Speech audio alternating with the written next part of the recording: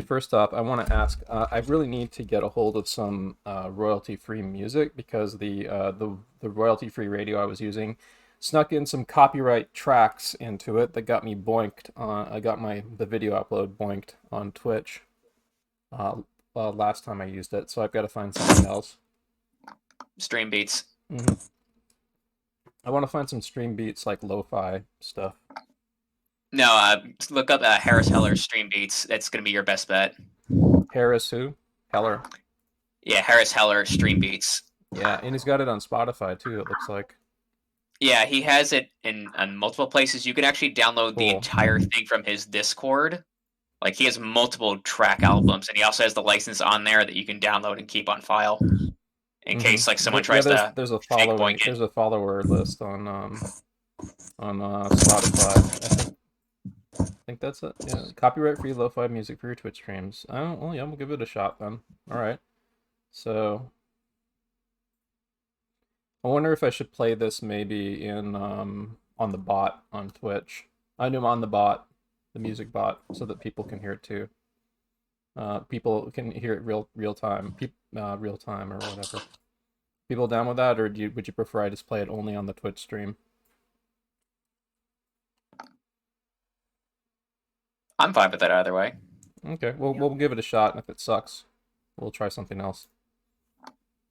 I mean, worst that happens is that people just selectively mute Rhythmbot. Yeah. It's up to you.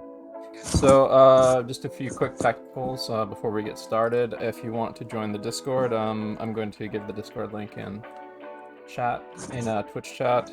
But if you want to participate in the Discord, you can join and you can sit in the voice channel.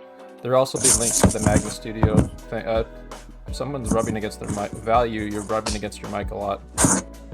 Value. Value. Value. Your mic. Value mic. Mic check.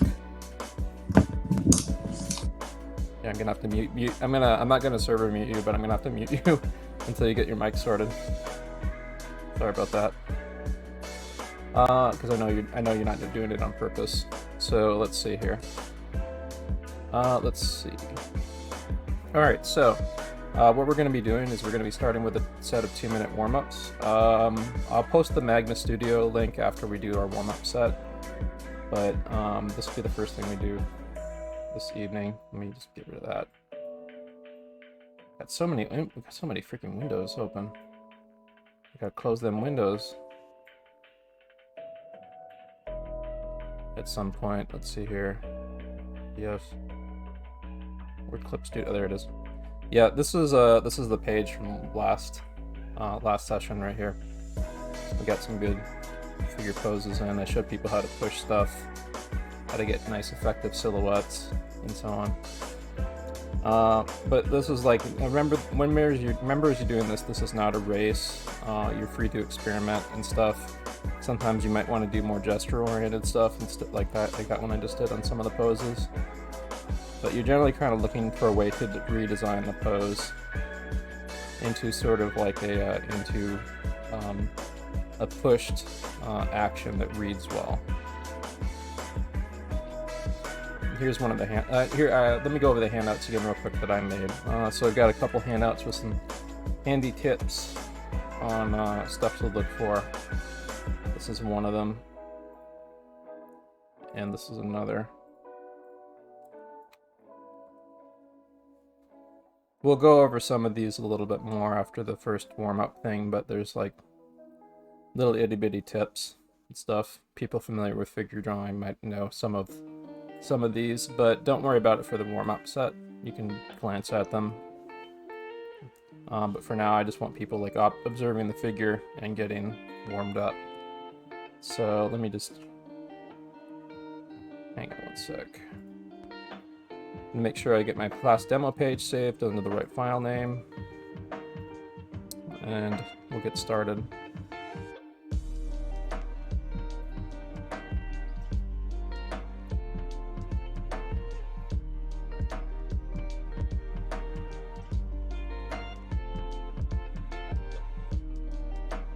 Friday,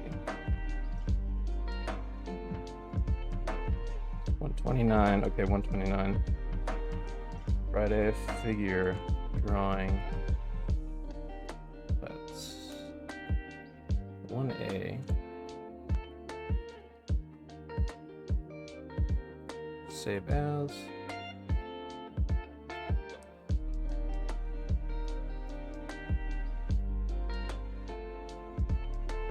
Get everything nice and organized for the first drawing set.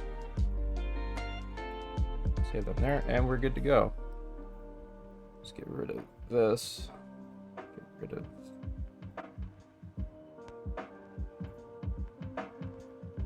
that. And we are ready to start. So I'm going to recommend people use a black line. If you're doing it traditionally, use like a Sharpie or something. Try to draw fairly small, not too huge. I'll try to find the sweet spot. And we'll get started on a 20-minute drawing set for our first pose set. Okay, Google, set timer for 20 minutes. 20 minutes, and we're starting now. All right. So one of the first things you should look for when you're designing your pose is like some kind of singular line of action that you can get down to like a simple curve, and any supporting line of actions like this, for example. Let's make a little back here so I get some drawing arm room. Gotta adjust my drawing space a bit.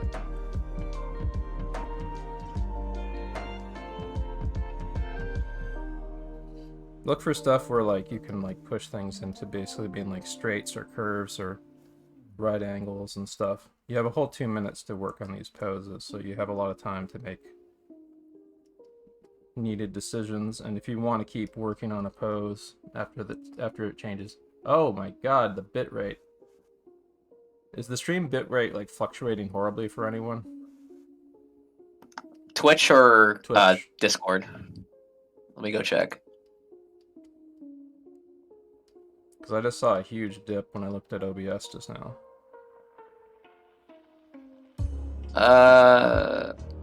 It dipped down to 3060 for a second, but it's back at 1080p 60 source right now. I don't see any artifacting. I think you're fine. Huh.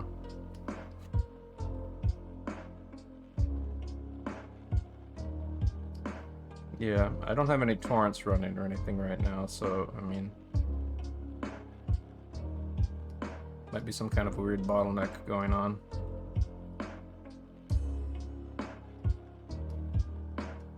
Anyway, so tomorrow we're going to be having the next iteration of our storyboarding study group / class. So I'm not a professional story artist, so anyway, so that's as far as I got. Maybe I'll fill this in actually. I got kind of a little distracted by whatever was happening with the bitrate.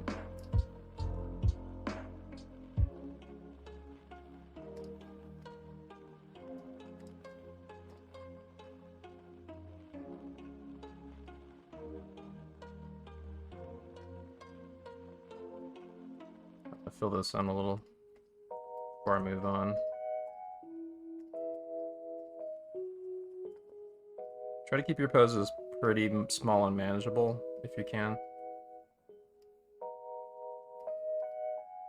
Let's see. Look for try to find the simplest line of action if you can.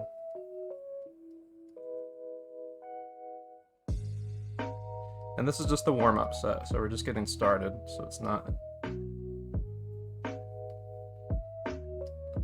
a problem if you're not quite feeling it just yet. I want you to get your hand and your blood pumping.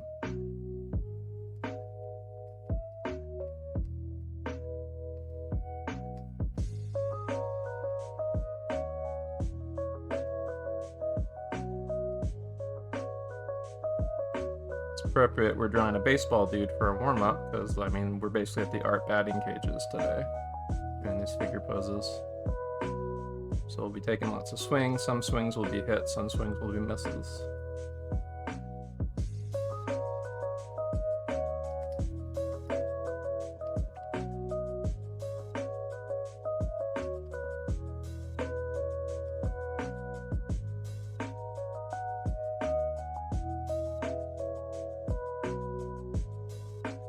Also, remember, you're not copying the model when you're doing these, you're trying to interpret the action.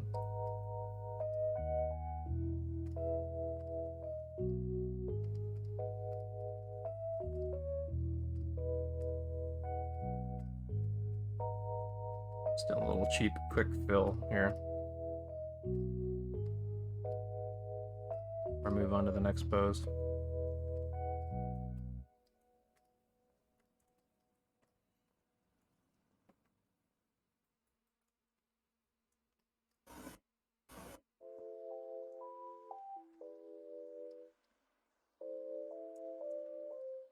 So what's cool is like you can break down the human body basically into... Actually, let me get rid of that head. You can break down the human body into like a kind of a cuneiform design.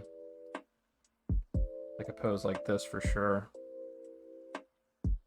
Like if you're able to contain in like a single kind of connected line, like the feeling of the attitude and the weight of the pose. I'm gonna try to go for that right now a little bit.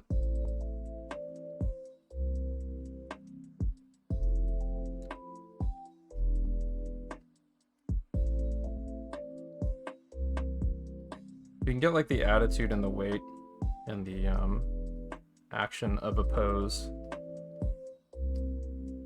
in a single line, then you're good to go, basically, for driving what you're trying to say with a pose.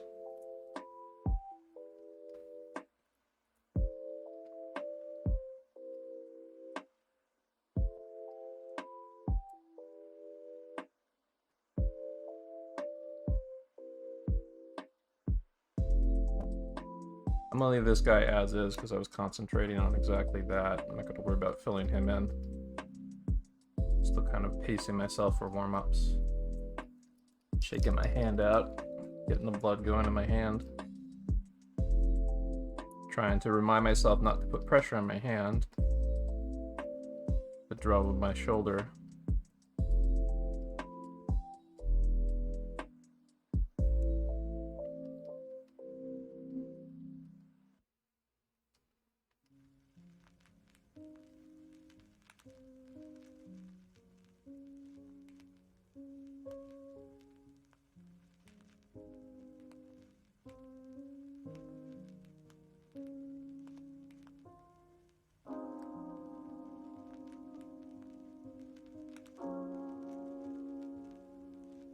So as I said, I'm thinking of signing up for the...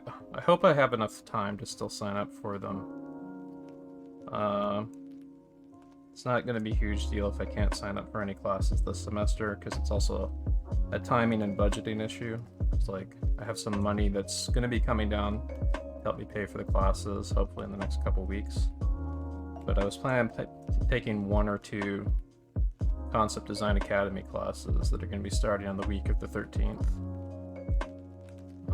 I wanted to hopefully take like Kevin Chen's analytical figure drawing and one of the 2 TV storyboarding classes.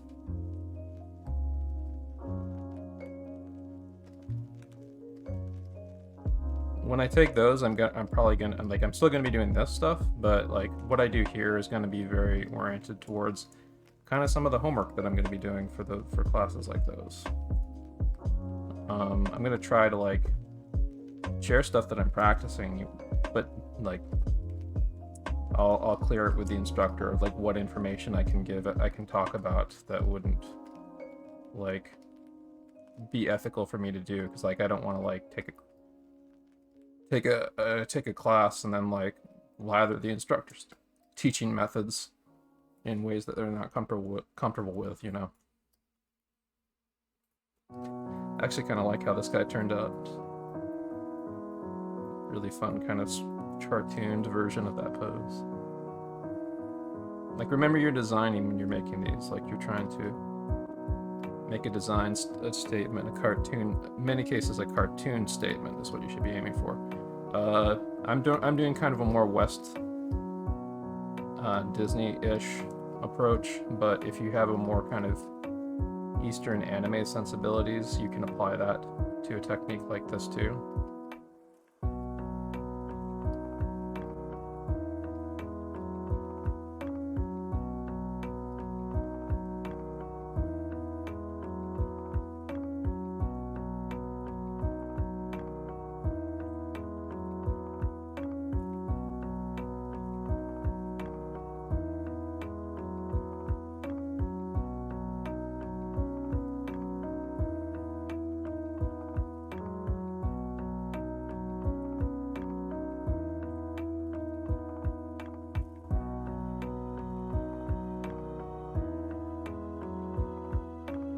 I've been doing a lot of like momentum building throughout this week of drawing and enjoying drawing on my own and studying, even on the days that I don't have these classes. And so I'm starting to, after a month of like, you know, December, I kind of took a break from drawing for a little while, kind of reorient myself. And then like most of this month has me be kind of like sort of pacing myself as I warm myself back up. And now I'm starting to feel it. I don't think I'll fill this one in.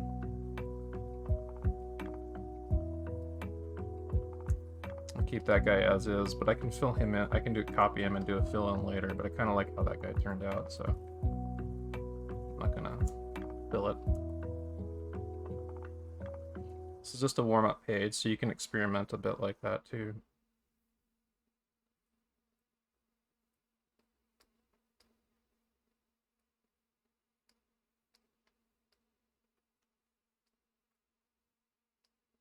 And if you want to keep track of how many poses we have left, just count them up by twos.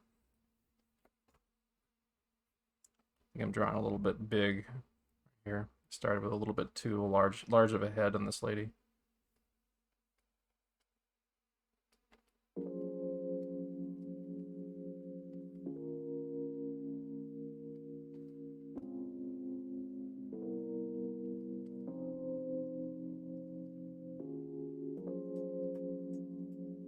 Yeah, I definitely started a bit big on this page, but I'm just going to roll with it. See what value I can get out of what I've done so far.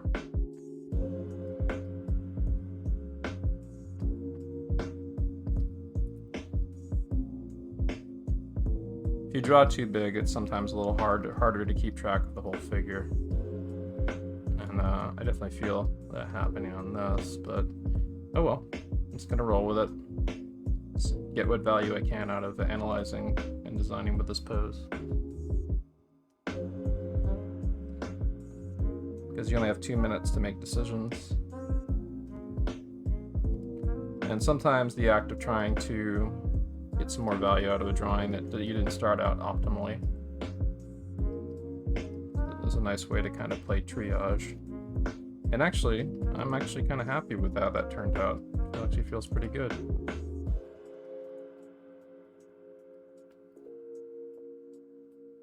This is a really nice pose right here.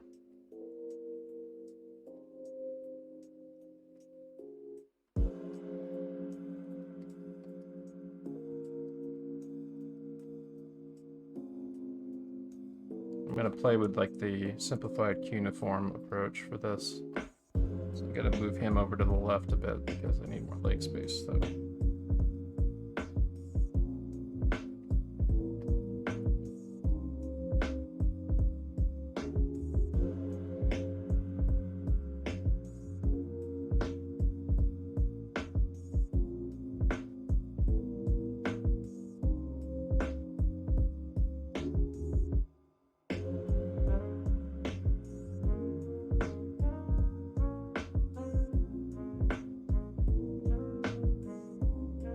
Kind of wandering a bit from silhouettes, but this is just the warm-up, so we're not strictly too worried about silhouette drawing for now, but that will be the focus after the warm-up set.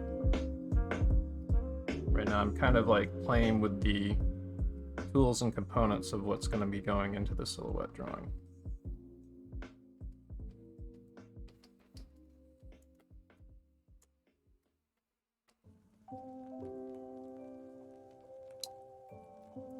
I'm not completely warmed up yet, but already based on like how I'm feeling drawing these, I think this is going to be a good session tonight.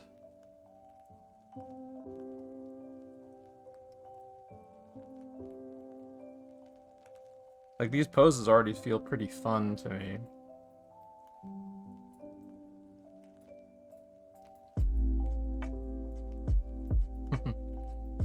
It's an interesting, yeah, this thing.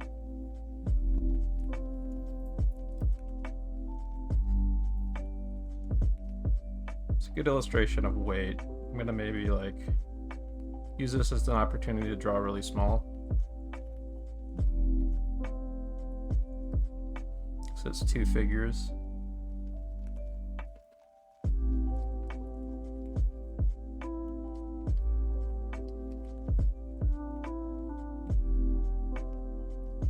It's the big sumo figure. It's got a pretty wide stance.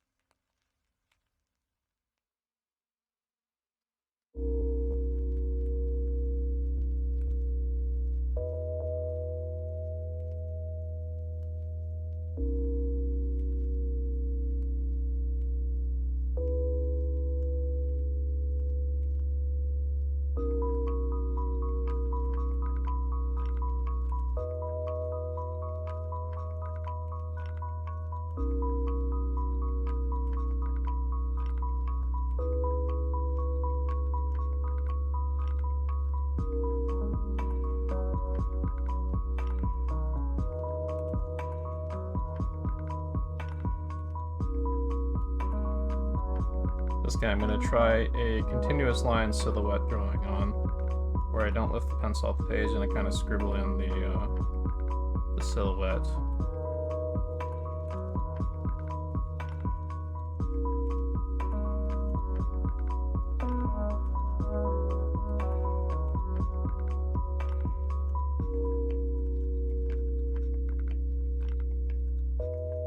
Doing that is a good way to kind of feel out a pose and make it feel more like a singular unit.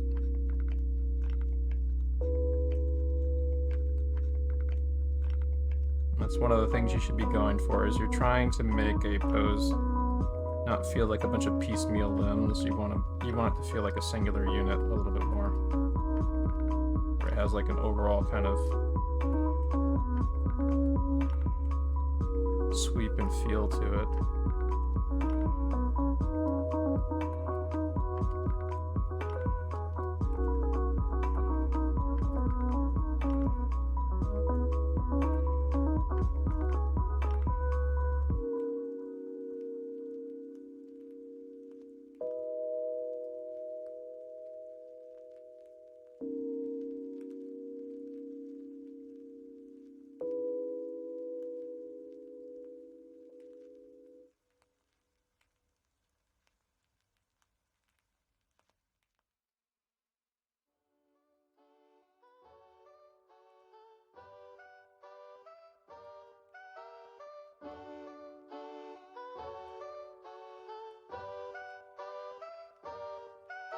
So some little observations that I'm kind of making notes of here about his torso was turned more that way versus his hips.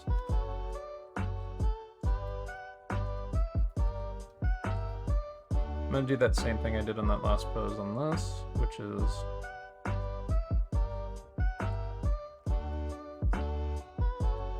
draw fairly small and generally not enlist my pencil and try to like kind of scribble it in.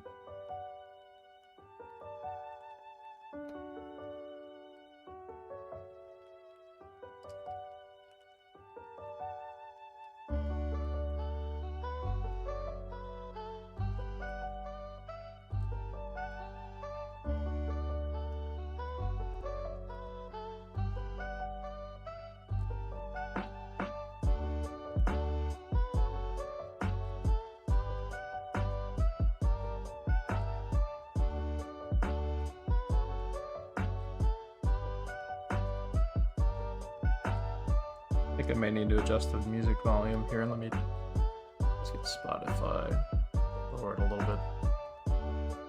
Oh wait, no, it was, here we go. Oh, sorry, put that on screen. It was Rhythmbot. Gotta lower them a little bit.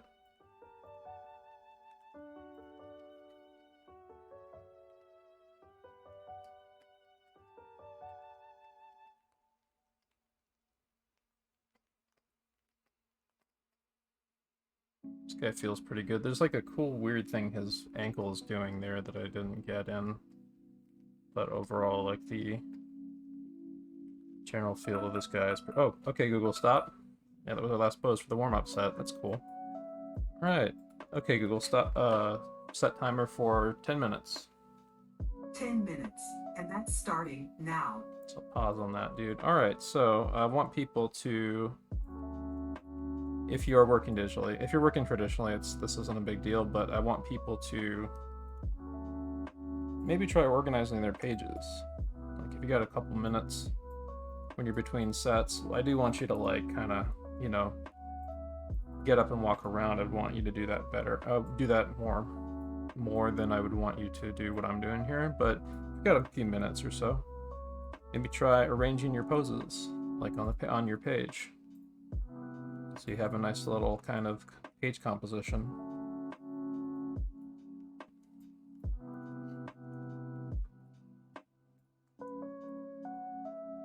So each one of your sets for this evening should have, you know, it doesn't have to all be on one page. It can be on multiple pages for a single set. And if you want to, you can do multiple sets on a single page if you have enough room for that. But because like the way I'm doing is I want to maybe draw more attention to the poses per set. So I'll blow up and shrink and emphasize different poses on a page and stuff for these. This is for me as much as it is for just general presentation stuff. Like I'm also using these to kind of track my progress a bit. And by arranging the poses on the page a little better, it lets me kind of think logically about what I'm doing a little better. And like how these poses correlate to each other too.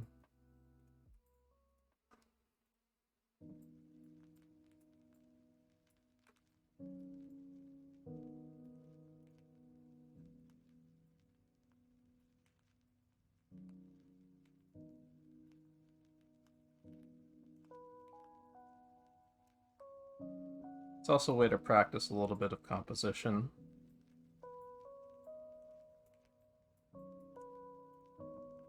It's making a more attractive layout.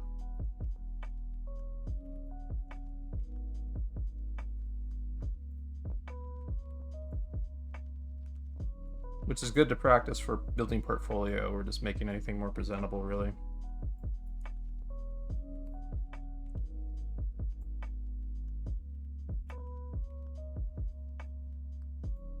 There we go. I think that's pretty up there, I would say. Let's maybe beef that gap in size a bit.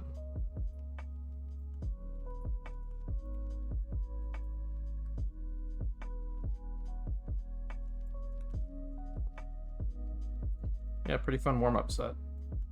I'll make a little folder, warm-ups. I'm gonna get Magma Studio set up, so now people could be able to draw on screen on the upper right. So Magma Studio. As I've been doing it for the last few times, I will open it up for people who are Twitch subscribers and like Patreon supporters first, and then if I don't get all the slots fill up, oh shit, fuck. I didn't divide up the page, did I? Okay, well.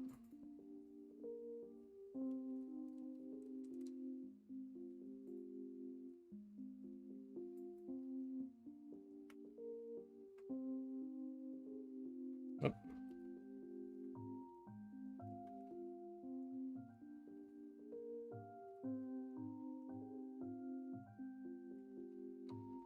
That's pretty close, I'd say. So the way we do this is, whoops. hate when it does that. Okay. So the way we do this is like Magma Studio is a collab drawing tool.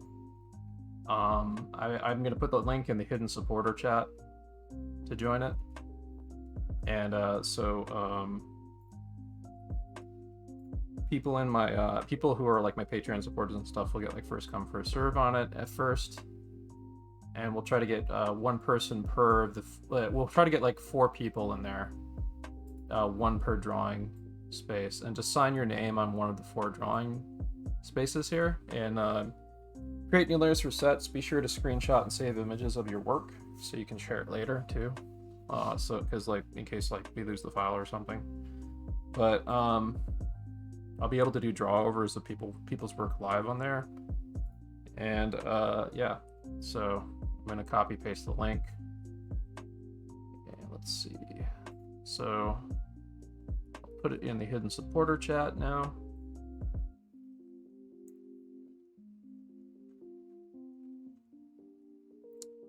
So the way that you get the link right now, I'll be putting it in here later. It's not there now, but that's when it will be publicly available for everyone here. But for now, you scroll down. If you are a Patreon supporter or a server booster or a Twitch subscriber, you will be able to access the hidden supporter chat tab right here, where the Magma Studio link is copy pasted. And if we don't get 4 people in there to take up one of the 4 on-screen drawing panels to draw in, then I'll just post the link in the Magma Studio links.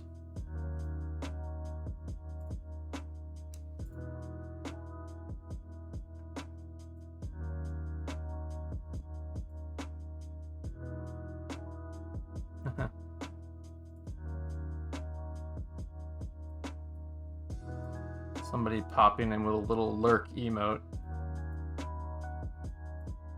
That's cool. What?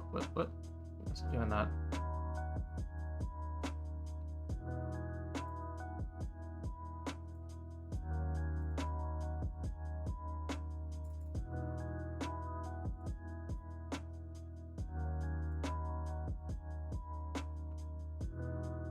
So I think we're off to a pretty good start. I'm feeling pretty good about this session tonight. Tomorrow I want to do like a mix of I'm going to be doing storyboard critique of people's storyboard assignments from the last week. I'm also going to be going over some storyboarding tools tomorrow, and we'll also be doing a story jam in Magma Studio. Another thing I want to start, last week I wanted to do more cinematic studies in prep for like storyboarding stuff, but I wound up doing like way more figure drawing stuff because I was building really good momentum on that. So I concentrated on that, but I want to definitely start doing cinematic studies more. We had a lot of fun yesterday watching like Martin Scorsese talk about filmmaking in the Discord, and a lot of other cinematic stuff we watched. I think that like tomorrow I'm gonna see maybe we can do cinematic studies sometime, but we'll see. Sunday might be a cool day to do some cinematic studies. Yeah, I'm trying to build momentum without overdoing it. Like I usually have like a lot of plans or ideas for what I want to kind of do throughout the week, and I usually get about like 70% of them done, which is good. The 70% rule. Anyway, I'm gonna kind of loosen up my hand a bit. Oh yeah, I want to talk about the handouts that I shared. And people already posting their warm-up pages in chat. That's cool. So I don't see anybody joining the Magma Studio link, so I'm just going to post it in here. You should be able to join through Discord now. But so when you sign into Magma Studio, and you want to claim one of the 4 panels I divided up on the page, just sign your name to one of them when you come in. We'll be getting, we want to get 4 more people. We want to get 4 people total, not counting me, in there. And if you're done on a page, just let people know that they can take your spot in Discord or Twitch. Make sure you screenshot and save PNGs of your work and stuff. So you have a little record of what you did in Magma Studio too, so you can share it.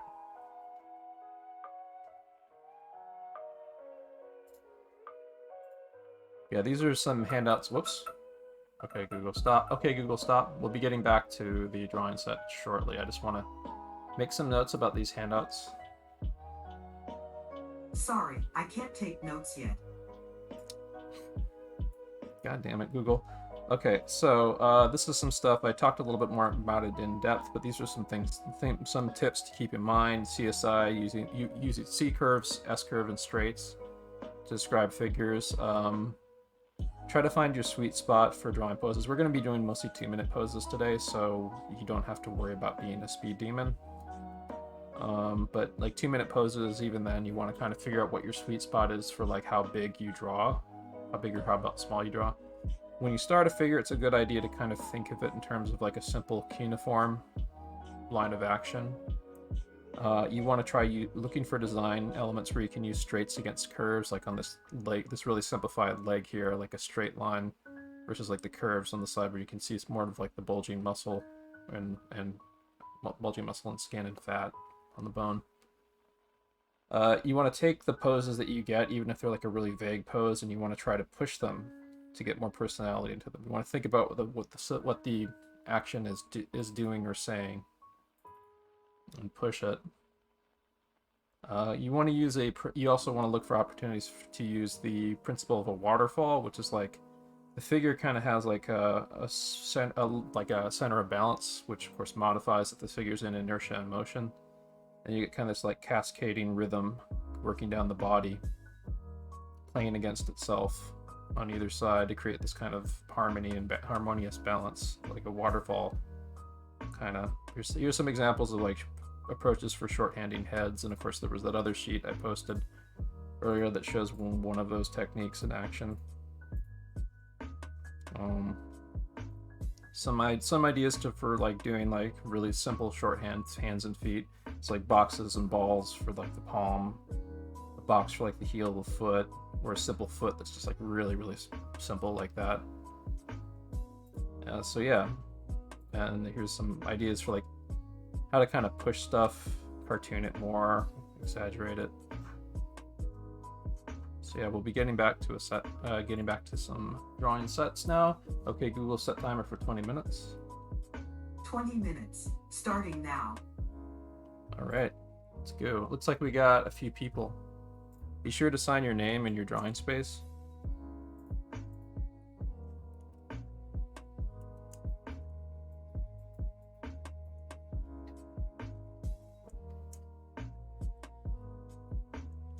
Okay, so this dude here, I'm going to try to draw him pretty small, actually. So maybe we want to get like everything. The advantage of drawing small is you can track what it's doing more. There's less surface area to cover in the time that you have. But you don't want to draw it too small. You want to find out what your sweet spot is. So it might take a little bit to kind of calibrate that. You might wander a bit sometimes, and then you can just kind of be conscious of it and reorient yourself.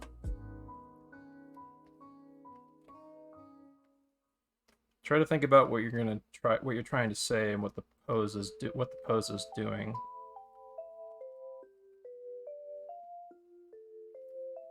When you're designing it too.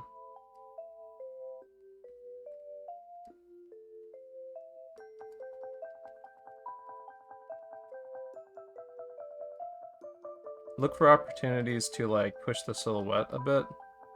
Like if something would read better if you adjusted or repositioned it. Like for example, if the arm is too close to the body, you can push it out from the body to make it read stronger in silhouette.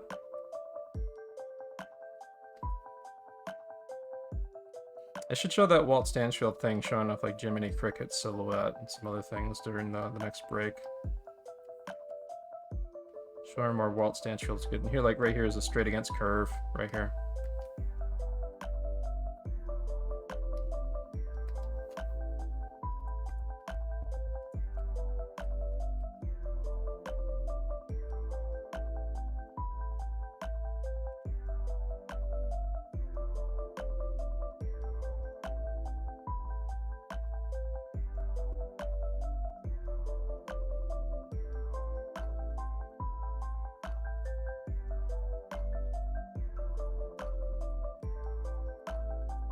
I'm gonna be vibing a little bit. Sometimes I might go a little silent during these, and when I'm doing that, I'm trying to concentrate and make decisions.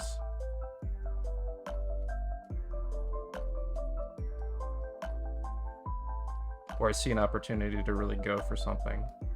I kind of want to zero in on it.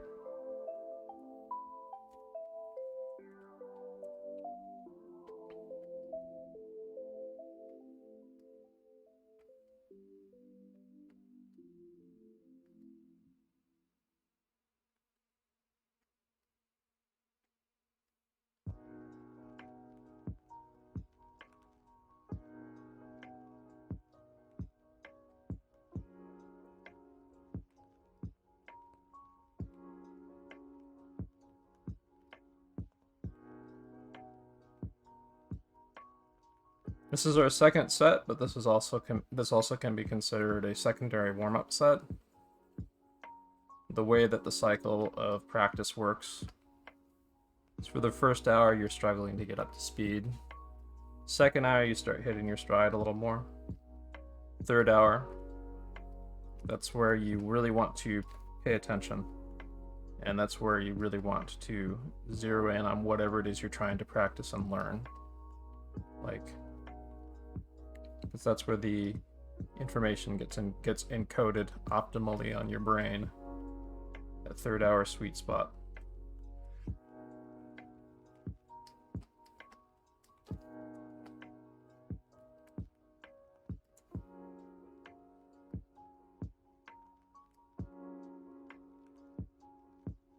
Remember, it's not a race too. Like,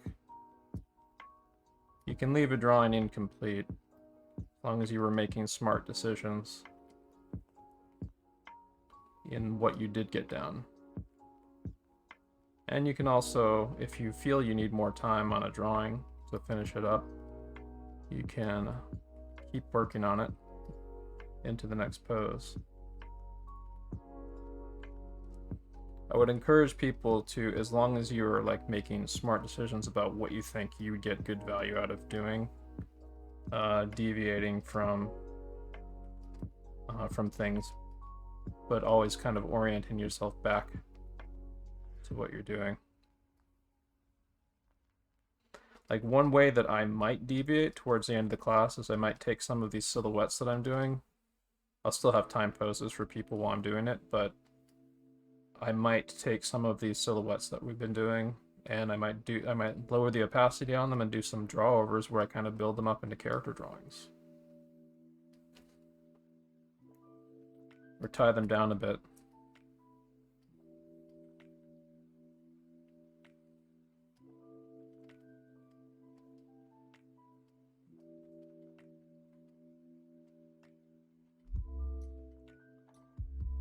Which is not too far off from what we're going to be doing, and I don't know if next week, but like in a couple weeks, as we're sort of sequentially building on the things that we're doing here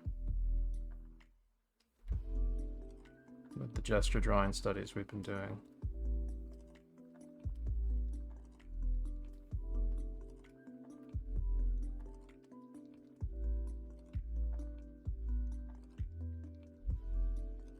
This lady looks like she has a real from her pose, it makes her look like her torso is really, really long, doesn't it?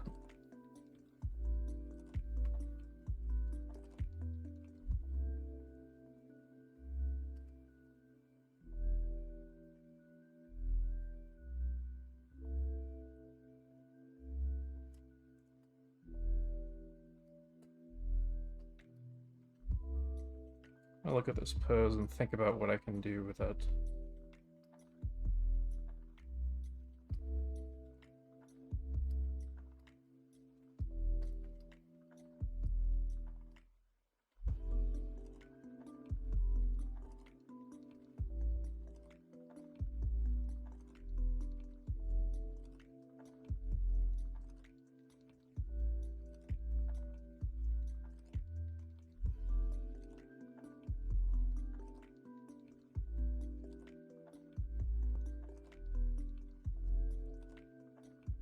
Like how stretchy the her screen right side is versus the other.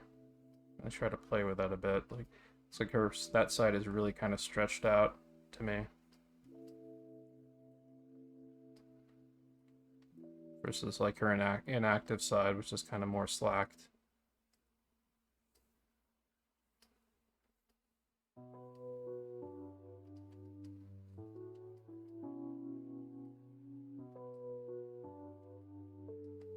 I'm gonna probably keep her as a little wireframe study here instead of making a full silhouette. If I want to make her a silhouette, I can always go back.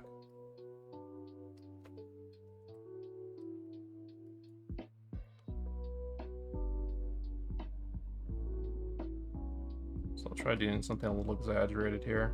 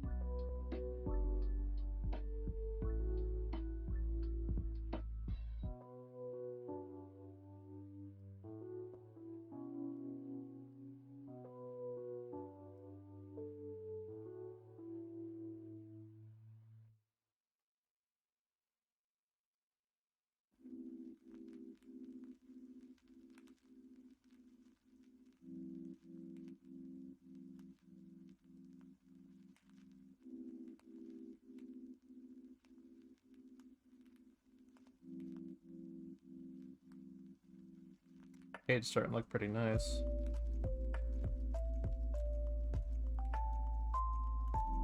Like, I like when it's always a good sign when you zoom back and you can tell what a figure is doing. And I can like tell what all of these are doing when I zoom back. So this is two figures. When you get two figures, you want to still consider them as being like a single unit. In fact, this would be an opportunity to use the power of silhouette and shape to severely sort of limit what you actually need, what lines you actually need to put down.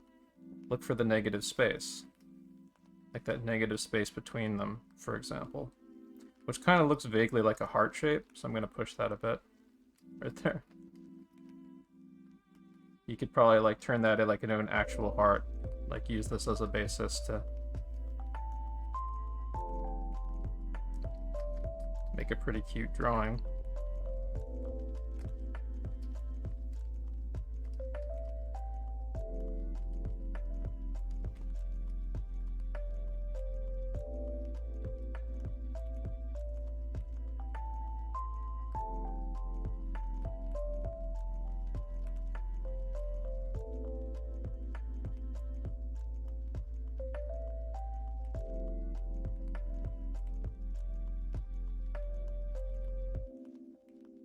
Yeah, look for stuff like that to kind of play with.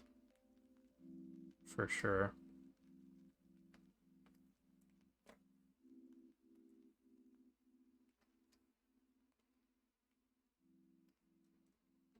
So I got kind of caught up in that, like, heart.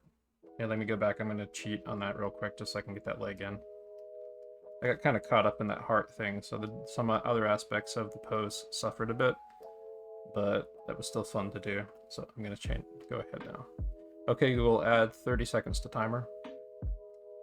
Done. 30 seconds added to your 20-minute timer. You've got 8 minutes and 7 seconds left.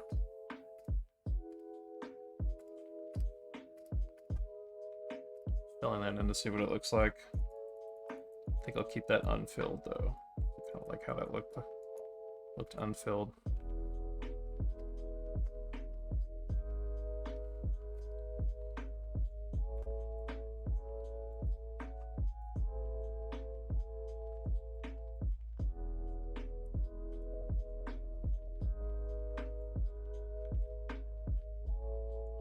I'm gonna try a really simple approach for this dude here.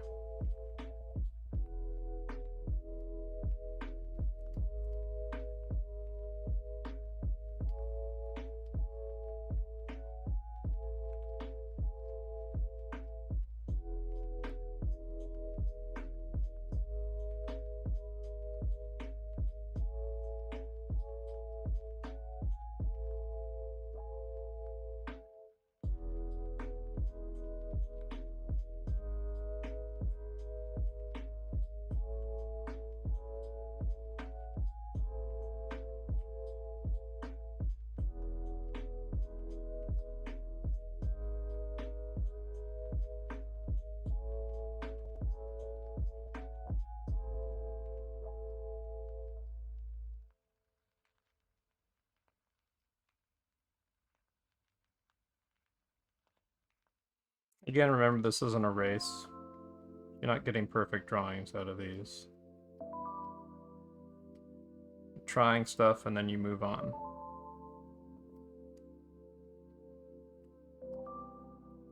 I'm gonna fill this guy.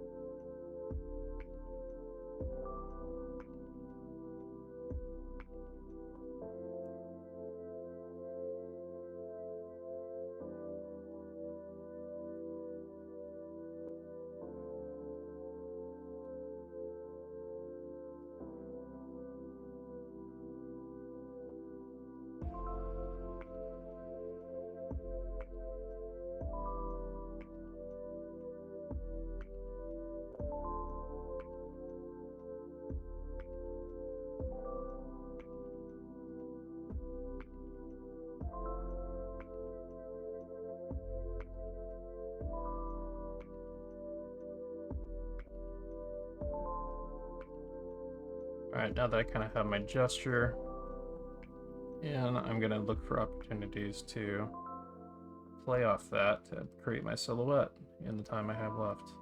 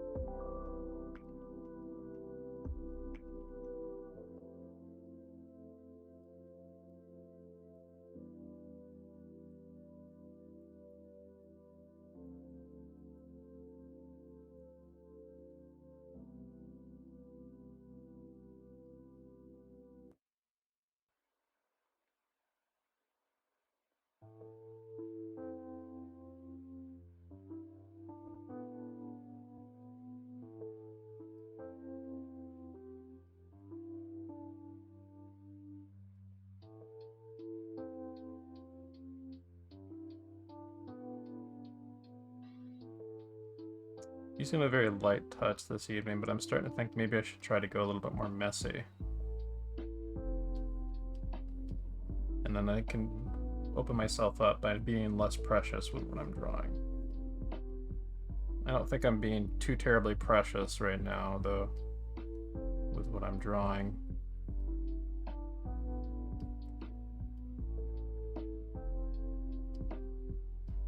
Just using a very light touch.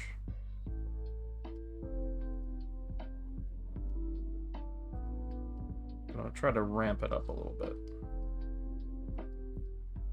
This is only second set, so still kind of warm up territory.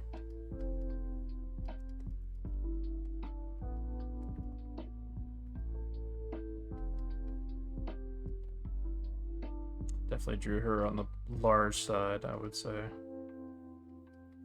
Zoom back a bit, and then I can do a fill.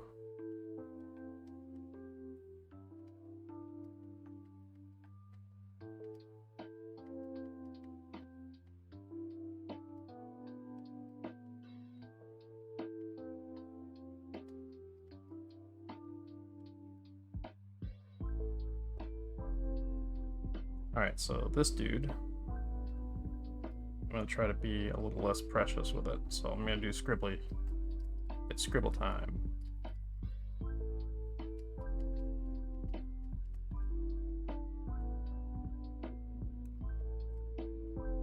See an idea, you go for it. You don't worry about being precise.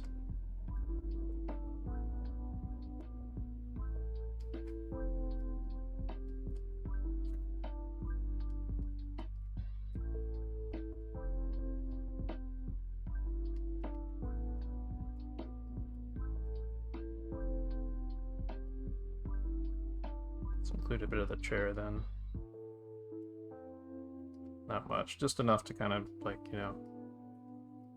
Oh, there's a kitty over there. Let's maybe include the cat.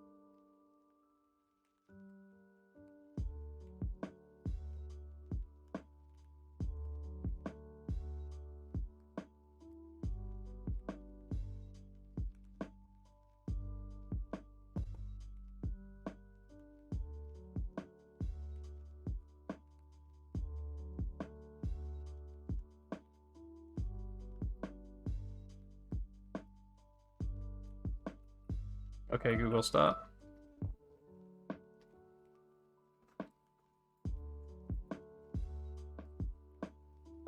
Let's pause it there. So yeah, I got everything on one image layer. Let's see how I can arrange this a bit.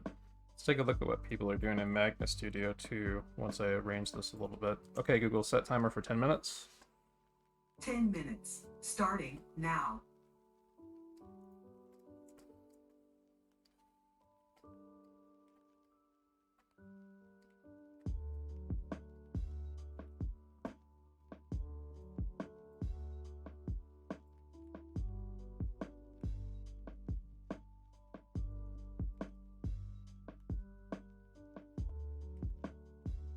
Just gonna arrange the page a bit.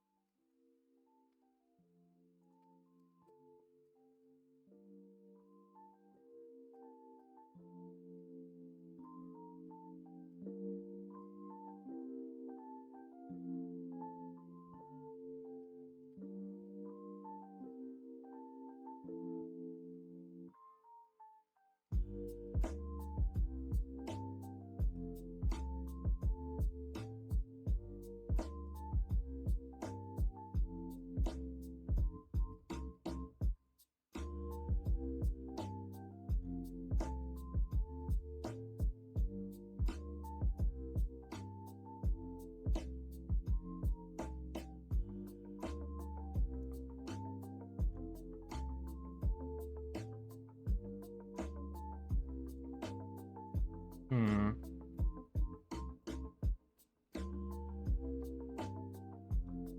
This guy should be maybe here.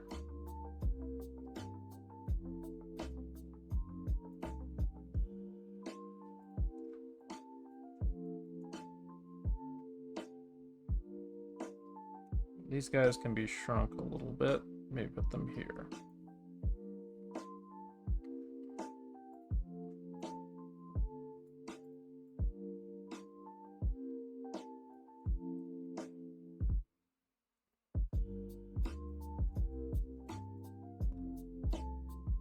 That feels pretty okay. The only thing I have here is maybe I want to go back and I got a moment, maybe fill in this a little bit more.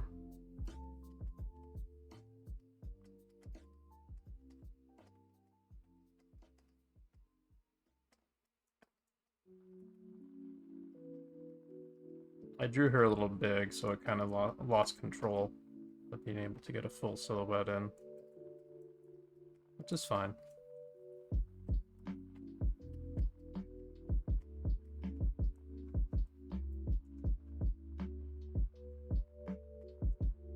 I don't think I pushed quite enough, but I think tilting her a bit kind of helps.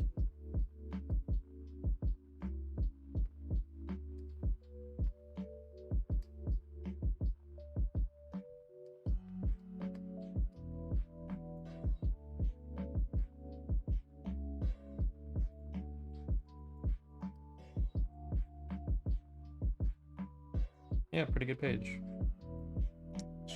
She can probably be moved right a bit. She seems a little crammed there.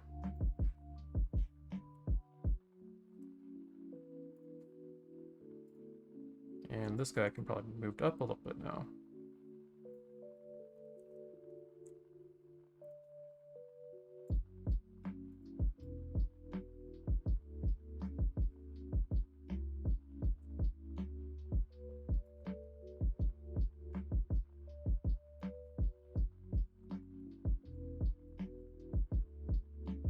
That's pretty good. And then for the heck of it, since this seems kind of like an odd man out pose, let's do this.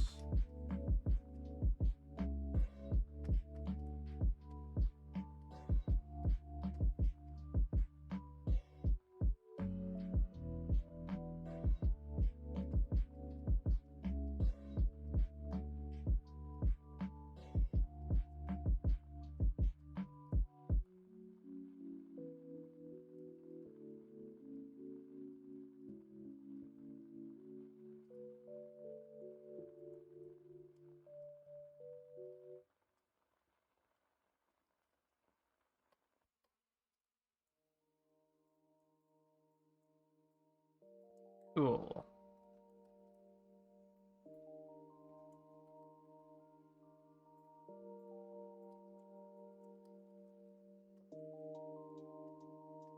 A little more fill for this, maybe.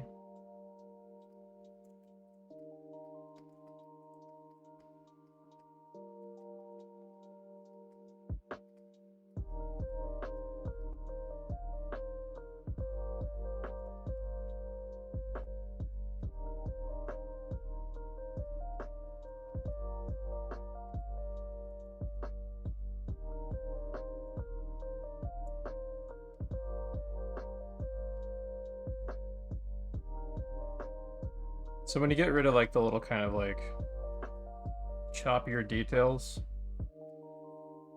in your silhouettes, it makes parts where there are gaps in it stand out stronger.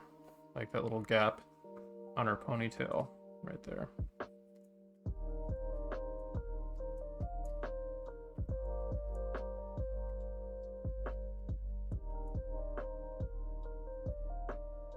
There we go. Do that.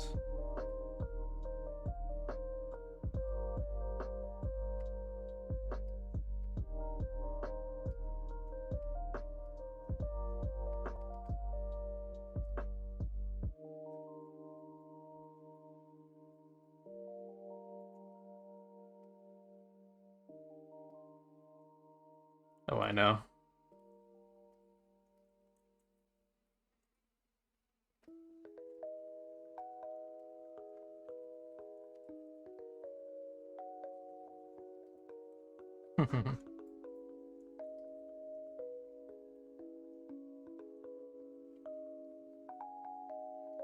That's a fun little page. Okay. So page 1, page 2. Pretty nice. Let's take a peek at what people are doing in Magma Studio.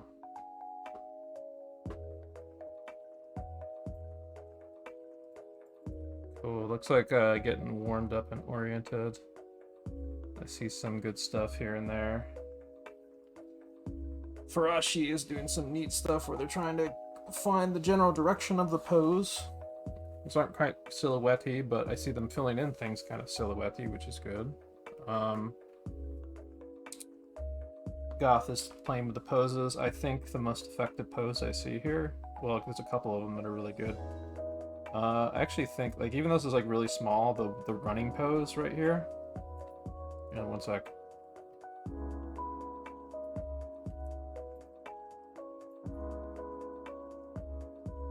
I think I gotta create a layer here. Even though this is really small, like the running pose here feels pretty nice to me. The heart in there, yeah. This running pose feels pretty good considering it's a very simple version. It doesn't have like the full energy of that pose, but it feels like it feels kinetic to me. This one has pretty good feel to it, I'd say. This feels okay, I'd say, and so did the arms up here. This thigh right here kind of feels like maybe it could be helped by making it lunge up more. These guys get a little confused, I think. These guys were cut off at the bottom of the page. This one is probably, I think, the strongest one here. Right there. It reads as a very nice graphic statement. I mean, that one reads pretty well too, the sword girl. So let's see, this is pretty good. Line of action right here, I would say on sketchy face. So some of what I'm seeing here is like there needs to be more of an observation of stuff still looks a little bit too piecemeal. You want to get the overall thrust of the action of the figure, kind of like that. Like stuff feels too broken up and disconnected. Like this torso feels disconnected from these limbs. There should be like an overall sense of the figure as a cohesive unit. Okay, Google, stop. Like, it isn't just about like the individual components of the body. The whole thing has to breed together as a unit.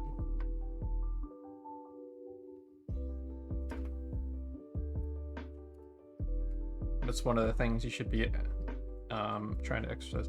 So these guys are a little choppy, I would say. You want to, Chloe, I would say, like, you're doing a little bit too much you're doing a little bit too much like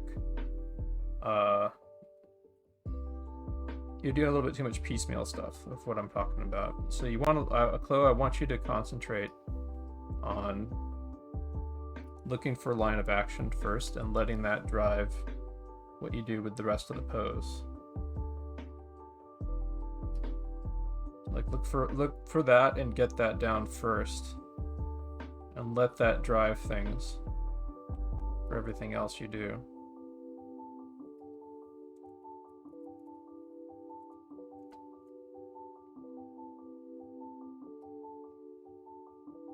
So you're looking to make a strong statement. Like these kind of look like Play-Doh puppets of like a kid's stop motion film a little bit, because of how because like there needs to be like an overall kind of sense of It's kind of overall cohesive sweep and stuff, and you let that drive how you pose out the figures. You can come back in afterwards and like kind of like add in indications of the limbs and so on, but you want to get like that overall thrust underlying it. Farashi's kind of trying to trying to wrestle with that a bit, I would say. I mean, I'm gonna have to use a different colored pencil. Like you can see that here, for example, in that pose. This one right here, they like actually pushed it a little bit, so like the figures are actually kind of leaning over that way more than what was on screen. Some of these aren't quite as successful. Like this one could have been helped by trying to like think of what the inertia and the action is doing of the figure, and letting that help you guide your line of action. But you always want to look for some kind of big thing that that drives the pose. Anyway, we're going to be getting back to another set, so I'm going to throw this up over here. Be sure to save your work, screenshot your work. I'm going to save this right now. Here's PNG.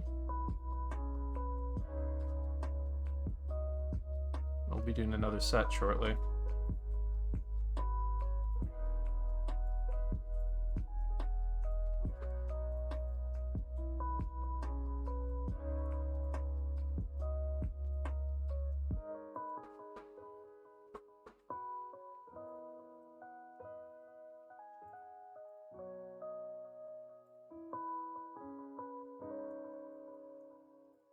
Okay, so we'll start on this pose.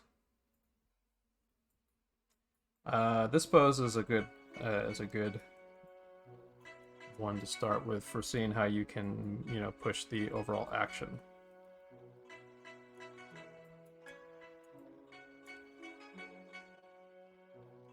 So, okay, Google, set timer for 20 minutes, 30 seconds. 20 minutes and 30 seconds. Starting now.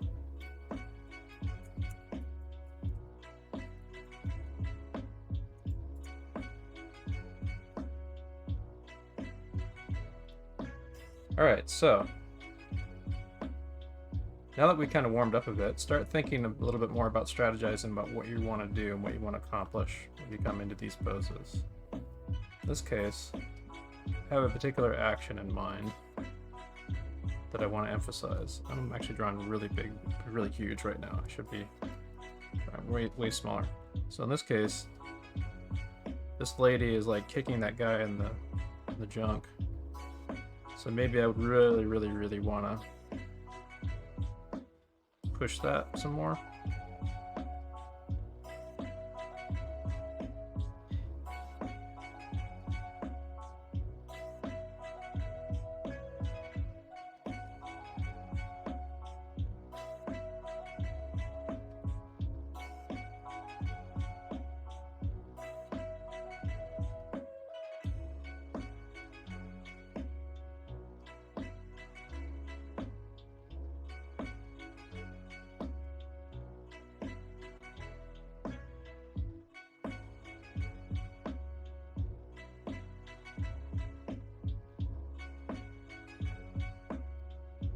Zoom back a bit. I should probably shrink this, actually. Maybe lower opacity on it and try to do stronger silhouette on the sketch that I did.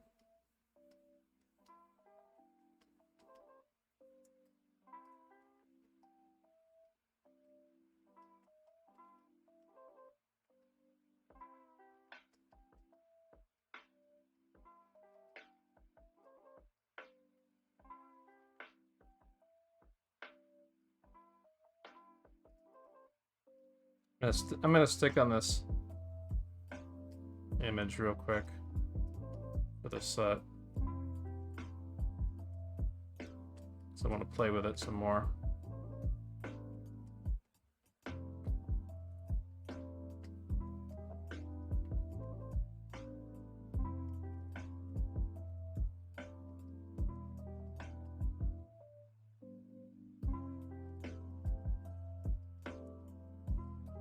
But I see opportunities in that pose to kind of like really play with pushing stuff.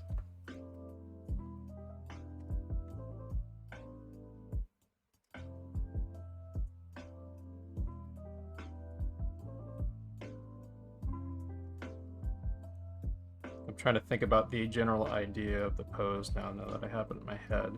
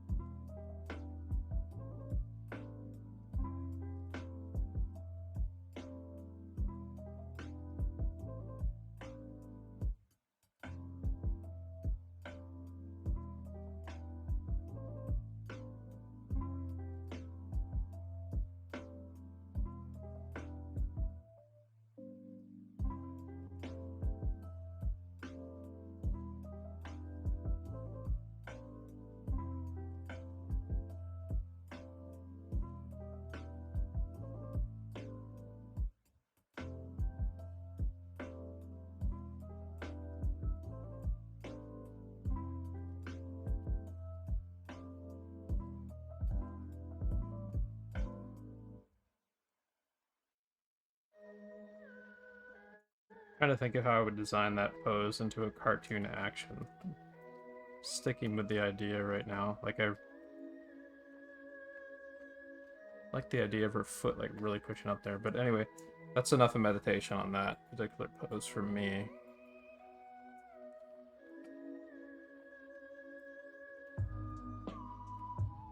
Move this over here to the side and continue with the drawings we're doing tonight, but I think I'm going to maybe do a little bit more of what I just did now. Like think about what I'm drawing and like kind of make little notes of like how I would push this, how I might cartoon this, like little shorthand notes of things that like if I'm not quite getting the energy I quite want into it, I can at least make notes about things that I want to try pushing later.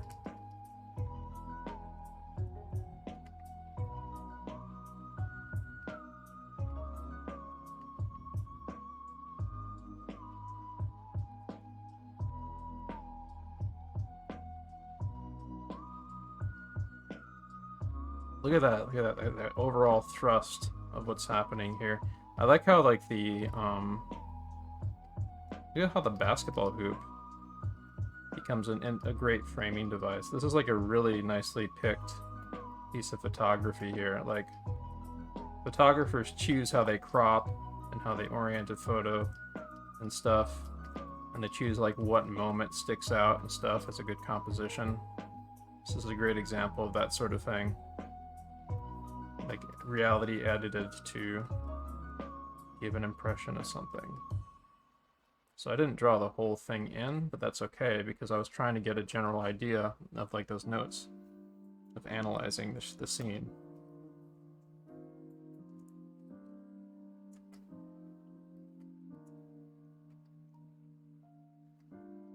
Like I'm kind of like using these quick rough loose silhouettes to sort of make analytical observations now about these figures and what they're doing, what I might want to push, things that like would come into play if I'm doing I'm trying to design a cartoon version of the same idea, or if I'm trying to like thumbnail for a storyboard using the action or something.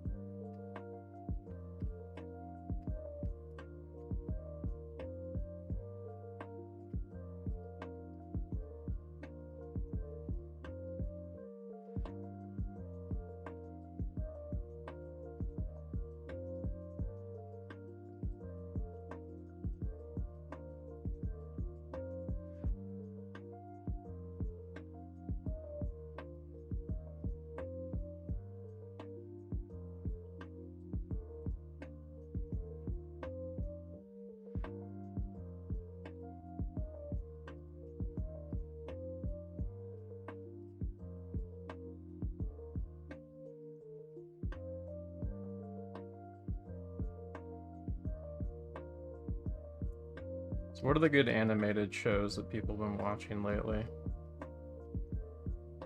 Just out of curiosity. Jujutsu Kaisen has been quite top-notch with its animation so far. Good.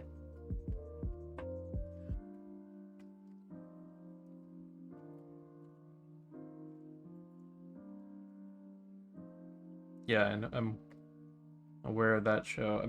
I've read the manga, so I know the story storyline ahead of time.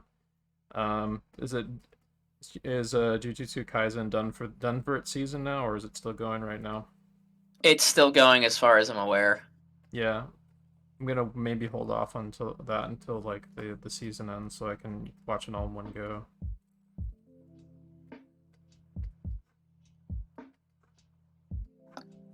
Promised Neverland has also been pretty stellar so far. Yeah, the manga for that finished recently, by the way.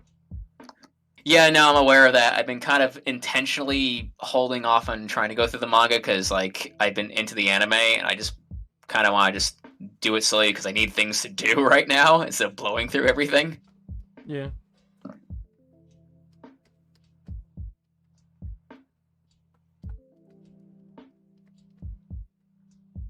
It has one of the best endings for any manga I've read, though, so you have that to look forward to. Ooh, interesting. Let's just say it's really evident that it finished in 2020. You'll see. All right.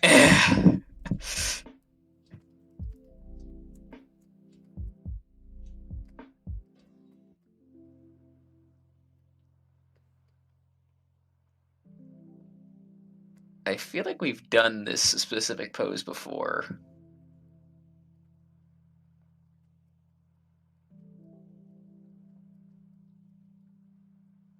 Maybe not that particular image, but definitely that pose.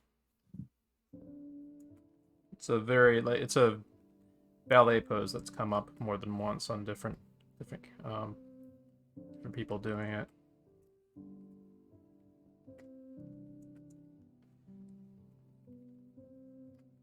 What's cool is because I did those action analysis poses, like I'm now thinking a little bit more analytically about these that I'm doing now.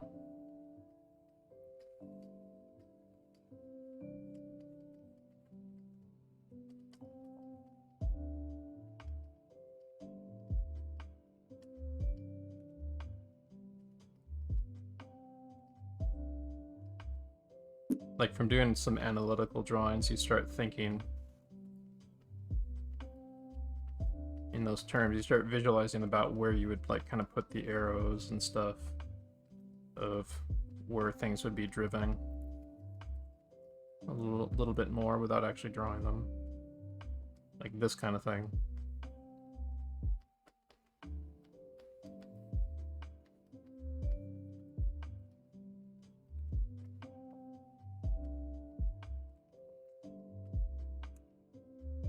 So how are people enjoying the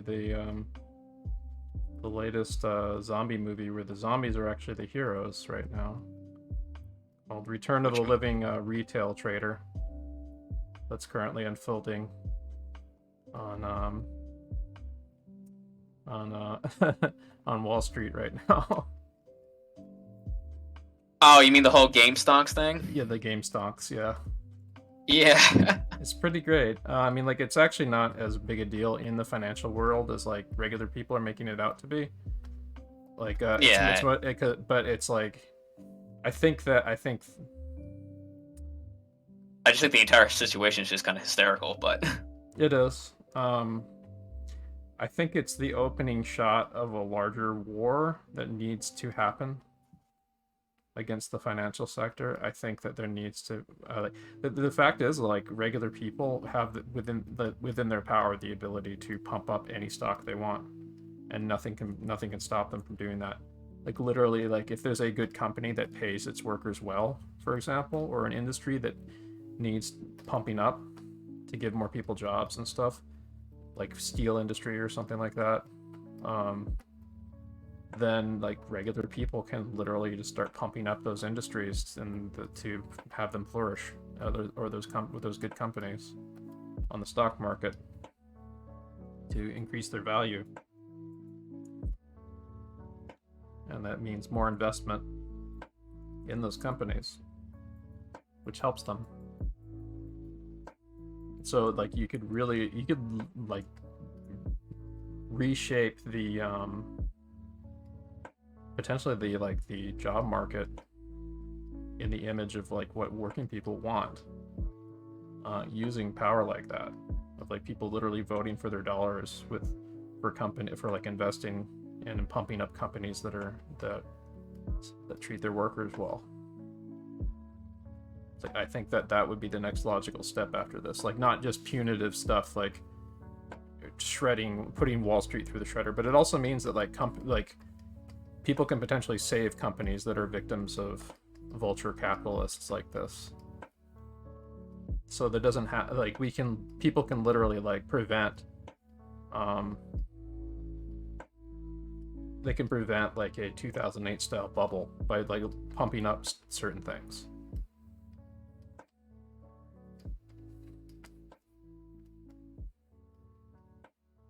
I would say I'm right now a bit more concerned with the ramifications of Sony having pretty much almost monopolistic control over the anime and manga industry in the US right now. Really? Yeah, well, they bought out Crunchyroll, which was like the biggest major competition, and they own all the other major dubbing studios, so they have a virtual monopoly right now. Yeah, I'm really really hoping that the anime industry changes in the future too. Like it pays like the industry pays its animators below minimum wage in Japan. It's really terrible. These incredibly talented artists like practice for years and are doing something that's like, in some cases, almost like, I wouldn't say brain surgery tier difficult, but yeah, it's kind of really up there in difficulty. I agree. For being skilled labor, but they are like drastically undervalued. They are like their passion for the medium is taken advantage of, basically. And that's just what the culture around anime production is like. To be fair, Crunchyroll didn't really help that situation either, because any of the money that was supposed to go back there basically got funneled either into improving their offices or making random originals that nobody really wanted. I think there needs to be way more of a demand from fans to pay the workers well. Like there needs to be like a groundswell of support to build around studios that do treat their workers well. I think Studio Mirror was one of them, right? Studio Mirror, and that was the one that got subject to that like really incredibly tragic. The fire one. The fire. It's not Studio Mirror. I forget exactly which one it is, but I know what you're talking about. Yeah, but it's not Studio Mirror though. Yeah, it wasn't Studio Mirror, but there was one of them. Yeah, the one of the it is, but the studio that got attacked by the arsonist shooter, wasn't he? He was like, no, he was an arsonist. He was a crazy guy who thought he stole their work. He attacked people when they were leaving the building. Yeah. And I think he killed some people when they were leaving the building too. Yeah, that guy was fucked up, if I recall. Like he was basically like stalking the studio for years, convinced that he was completely unhinged. He believed that the studio had stolen ideas from him or something. Yeah, that's the story I heard. Which was bullshit. It's not the first time that's happened too, by the way, where like somebody completely unhinged like thinks that a studio has stolen their ideas, but in reality it's more like your idea is not actually that original, and somebody just happened to think of something and execute on it. Well, nothing's really original anymore. It's all just permutations with a different spin.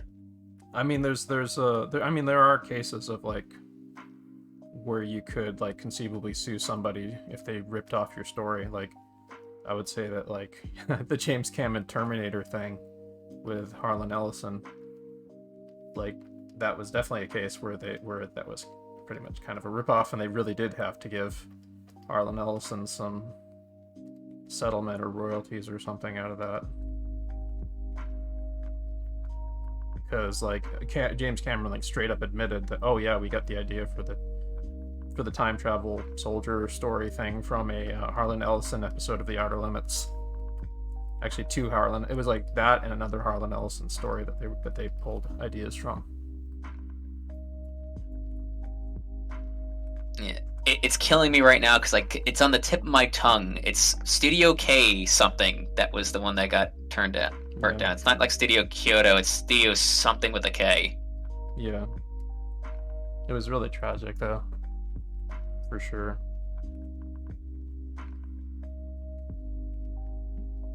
Yeah, I remember people like were in serious mourning over it, like people more familiar with the studio, because they were one of the good studios that treats their workers well, and of any studio for this to happen to, like they probably deserved it the least. Not that anyone would deserve it. Yeah, it's very tragic. I feel bad for the families. It's like evil. Like it doesn't matter how good you are, how kind you are to others and stuff.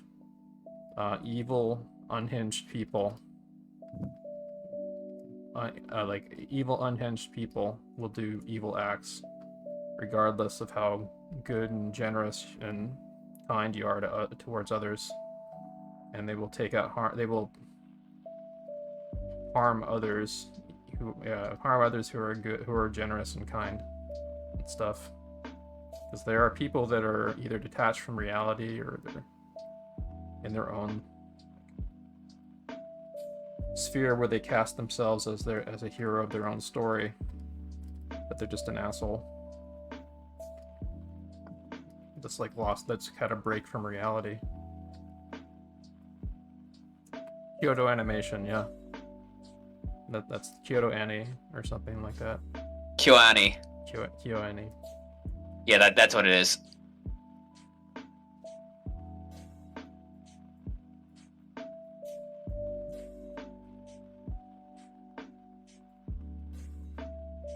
So what's cool about this technique is you start easing into it, like start thinking about it less, and you just start doing it and rolling with it.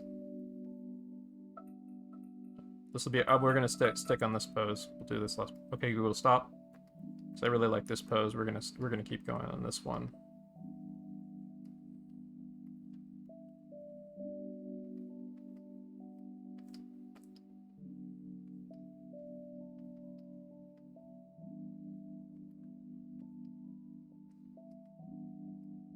Is this an illustration? I think this is an illustration.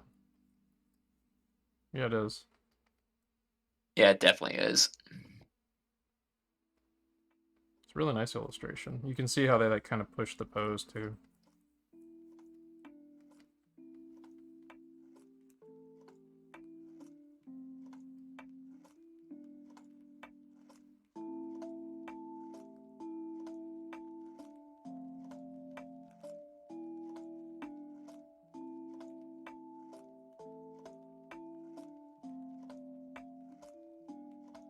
I found like some art homework that somebody had to do for an art class with composition. See if I can maybe dig it out on Twitter. But they took a bunch of Norman Rockwell stuff, and they actually like had like the photo reference Norman Rockwell took for it, and they kind of compared it and contrasted a bit, and they did like little notes about where he changed things or he exaggerated things versus the reference where he pushed things. It's really interesting to see like how much Norman Rockwell like took like the basic foundation of what he was painting, and then he like pushed the action to like stylize it. So like the people in them kind of become like living cartoons almost.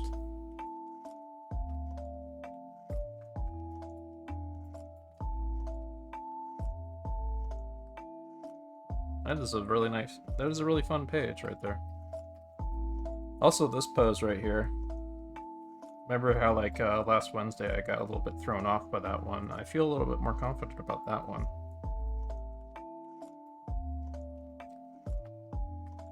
sometimes it's good to run into another a pose you've drawn before in these and take another crack at it.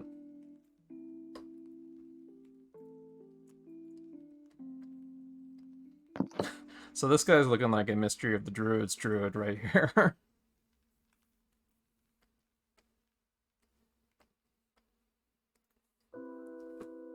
So for those who don't know what the Mystery of the Druids is,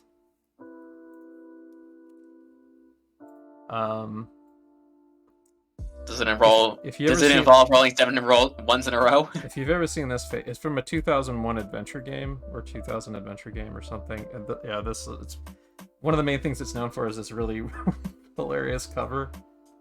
But it's not. But it's actually a decent adventure game with a pretty good story to it. It's a little corny, but it has like funny stuff to it, and it also this character, by the way, is a notorious glitch in the game. When he's sitting in his chair, he's always floating above it, and that's a glitch that's never been fixed in the game. So people have done like lots of fan art of him like floating in space and stuff.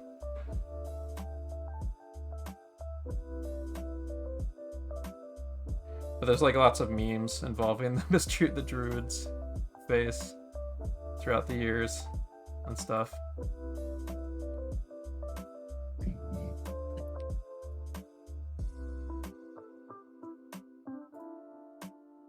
It looks like that one metal album cover. It's like Fistful of Metal or something. Well, yeah, that's what this is. Anthrax? Yeah, this is what I got on screen right now is literally like... So funny. Is a parody of the King Crimson album cover. This too, using the Mystery of the Druids. Rip and tear.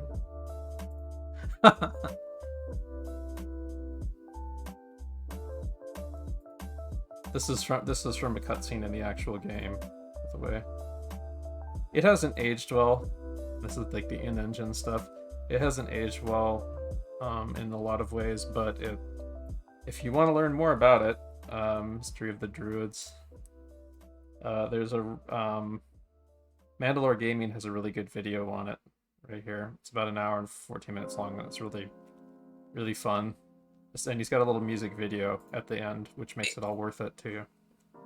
It's weird how the pixel art games are the ones that age the best out of everything. Yeah, because like 3D and like clunky 3D graphics kind of inherently look choppy over time, but like pixel art, it's very art driven, and it by that point, like the medium of pixel art had been had years of development. Like in the 16-bit era, I'd say is where like pixel art really started to age well, I would say.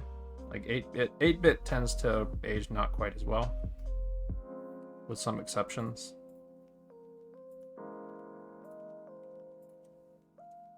And it's always kind of weird to me because when you think about it, because like 32-bit did actually exist. Yeah. It was very hard to pick it out because the PlayStation was kind of in that really weird in-between with its 2D sprites. Yeah, the PlayStation was not a 2D machine, it was a 3D machine. Really, it was software rendering that was like, they did not use hardware acceleration in that. But there were quite a bit of 2D games that did come out on PlayStation. The main issue with 2D games like on PlayStation is the load times, and also the they couldn't get as complex with the animation as like I think the Sega Saturn actually handled 2D better than. Well, I think that was intentionally designed to be a 2D platform, and then it was pseudo rigged back into a 3D platform to compete with the PlayStation. Yeah.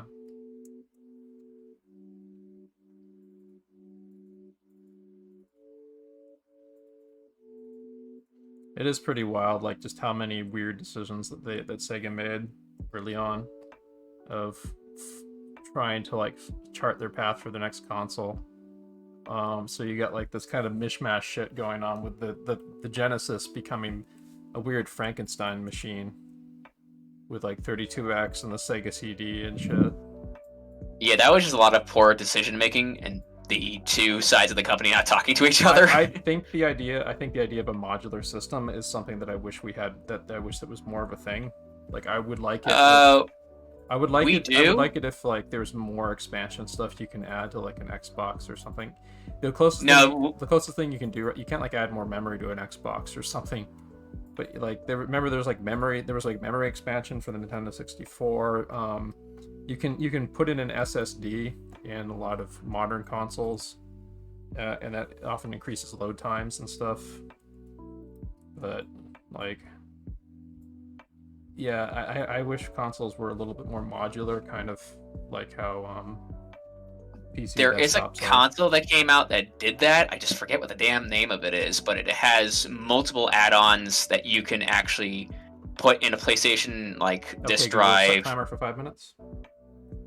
Like it 5 has like minutes, the starting ability to now. grab everything and dump it onto the memory itself, like from actual like discs and cartridges, Mhm. and use all the original hardware. It's a very interesting device. I just, for the life of me, I can't remember what the name of it is right now. Yeah.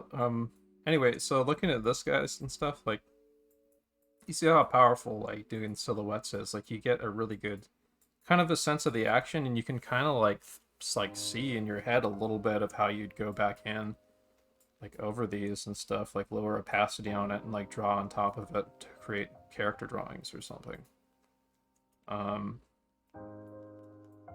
actually thinking like tomorrow I might go back into some of these tomorrow on Sunday and kind of turn them into illustrations a little bit more, like lower opacity on them and like draw over them and see what I can do with them. Polymega, that's the console. Polymega. Yes. Polymega. I know there's like micro console stuff that people have been making lately, like with. Oh yeah, here's Polymega. No, this is like Polymega is like a This is an emulator console, isn't it? No, it's actually all hardware. It's simultaneously both. So it has the hardware to run all the games in their original capacity, but it can also rip the ROMs and store it straight to memory. And it's completely legally like cleared by Sega, Nintendo, and everybody else that's like involved with this. Interesting. And Yeah. everything's modular, so you can keep slotting in different like modules. So it's like a kind of a legal sort of. So like Correct. if there's like, so stuff like this would be like for like the game. Either you buy like you buy used games and stuff on it, or like yeah. So like some places have actually been reissuing like new Nintendo cartridges and stuff. Yeah, it's the same concept. So it's all region free and unlocked. So once you plug a game cartridge in, it can pull the data off of there, and then you also have the benefit of a store, I believe, on that where you can buy all the ROMs. And legally, right? Yeah, that's the way that this has been set up, because this has been shown up at E3 and official events. So if there was any legal dubiousness, they probably would have been shut down by now by like all the companies. So they have to be doing something right. And they're in a deal with Walmart too, so I'm pretty sure they wouldn't risk their reputation by pulling something like that. That's cool. Yeah, that's actually kind of interesting. So anyway, we're gonna be getting into another set soon. We're 3 sets in, which means we're at the halfway point right now, or over the halfway point. We'll have at least another hour at this. Maybe like we'll be doing 2 to 3 more sets of these. I want to say 2. Maybe like 2 20 minutes and 1 10-minute set or something. That might be cool.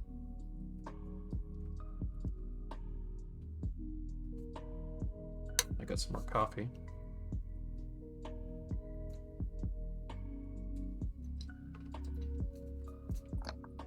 Out of curiosity, am I getting a bit too in-depth with my shapes? Should I be simplifying it more? I have Where did you I post? posted Drawing the Discord. Corner? Yeah, Drawing yeah. Corner. Yeah, let's take a peek. Oh, let's go back up through. Let's see. You got these. So some of these are a little bit like kind of vague. You kind of want to look for some kind of a way to sort of lyrically balance them. Part of it is I think that like you're as there's like a few missing stairs on understanding how limbs connect together and stuff. But that would be another subject for another time. Some of it will come out of just observation and experimentation, but there is some stuff that's good that I see in there. Like I do see some parts where the line of action is pretty nice, like on that one. This overall feeling of the body. There is a sense of weight right here with the body leaning back a bit. It's a little kind of stumpy in the shoulders here and the neck, but overall this feels like it has weight to it to me. Yeah, shoulders have always been a nightmare for me to try to connect it into the collarbone and just make it make sense. Stop.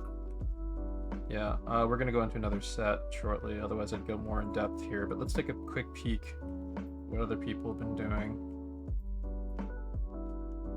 Yeah, this one's less silhouette oriented, but this one's sketchy and loose, which is nice. I want people to like push more confidence and express. Like this is a really nice page right here. Actually, who did this? Farishi. Yeah, there's some good stuff in here. Like you're kind of looking for the overall sort of design sense of these poses and stuff. Like I see you tried to push this one. I see you like did a kind of a nice sweepy line right there to help you drive that pose. And like I'd say that Farishi's page is a good one for people here to look at for simple, clear silhouettes that kind of have a good sense of rhythm to them. There's some more stuff. There's some good stuff in there. This one's This one's got like some good sweepy lines in it and stuff. I'd say for this person should keep trying to push themselves and take. I would say that they should definitely take a look at Farishi's page for sure, and also keep looking at mine because I'm getting pretty fun results, I'd say. But you notice like I play with these. Like this is more cartoony and exaggerated than what was on screen and stuff. I try to look for like the action and like and the attitude, what I can play with it to make it kind of read to something fun. So start building up your confidence. Part of why we're doing these exercises is to build up your confidence, and it's just going to take lots of coming back to the drawing board over and over again. Like I didn't start drawing like this, and I don't intend to stay drawing like this either. I want to get better, even better than I am currently. And yeah, so let's see. There's a few good reads here. I see there's a pretty nice read there. I feel like that one could be pushed a little more, but that's some good stuff. That's a pretty good silhouette there. Let's glance through people's here. Some of the earlier sets, I think. This one right here, he's not really balanced on his hands. Like for this one to work right here, you really had to get a good sense of where the center of gravity is on the palms on the ground. So watch out for stuff like that. Let me see if I can find a good example from somebody else's who nailed the center of gravity. Maybe not. Let me see how well I did on it. Yeah, I kind of got it a little bit. There's more thickness I could probably, but maybe I think the palms on the way I did them could be probably pushed over a little bit more. Maybe this could be up more, but yeah, you want to look for like center of gravity when a pose is balanced. And if they're in motion, you want to kind of figure out how that center of gravity is being modified by the inertia. Anyway, so we're going to get back to another 20-minute set. Okay, Google, set timer for 20 minutes, 30 seconds. Okay, Google, set timer for 20 minutes, 30 seconds. 20 minutes and 30 seconds. Starting now.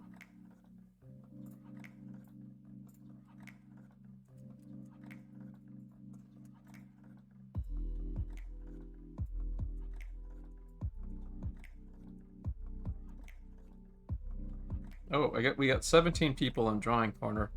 but only 11 people on Twitch. Shame, shame. Come on, help me pump up those Twitch viewer numbers. It's not a big deal, but you know.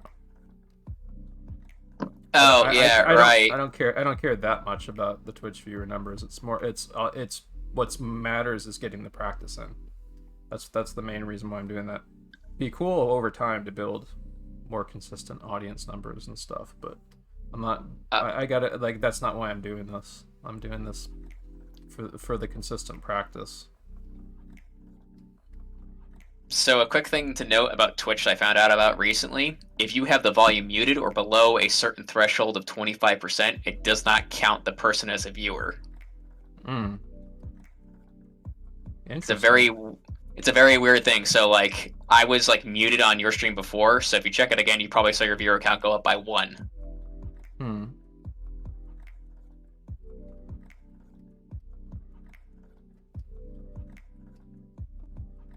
Interesting. I wasn't aware of that. Yeah, it's a bizarre little thing. So I advise everyone just try to browser tab mute it instead of muting it in player, because that will actually reflect on the actual stream with the viewer count.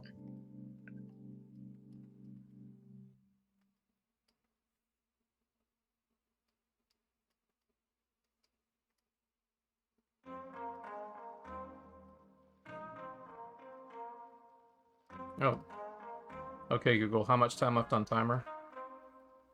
18 minutes and 37 seconds left. Okay, well, we're about ready to switch to the next drawing then. About a few more seconds. We'll just fill in the silhouette a bit and then we'll shift it.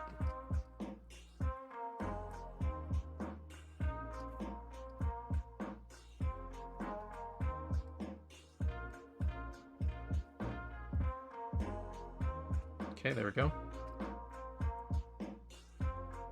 So we got at least one more set after this. I want to see maybe if we can do 2 more sets after this, but the last one will be like a 10-minute set.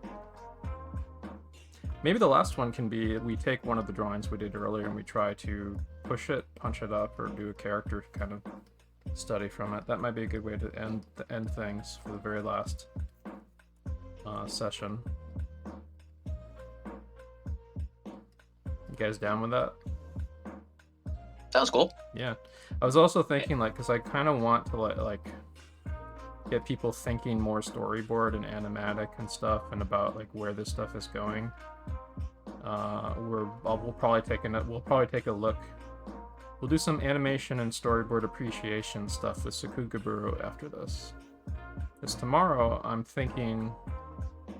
Well, I want to do some kind of a fun story jam kind of thing tomorrow to get people to have fun with the mechanics of storytelling. Story jams are a fun way to just screw around and have fun and loosen up the act of storyboarding. It's like productive fuckery that actually makes you a stronger story artist. But we'll do that tomorrow, but I'm really keen on doing some reverse storyboarding studies. That is where you make storyboards out of existing films, or you study existing storyboards and you break them down, like for animatics and stuff.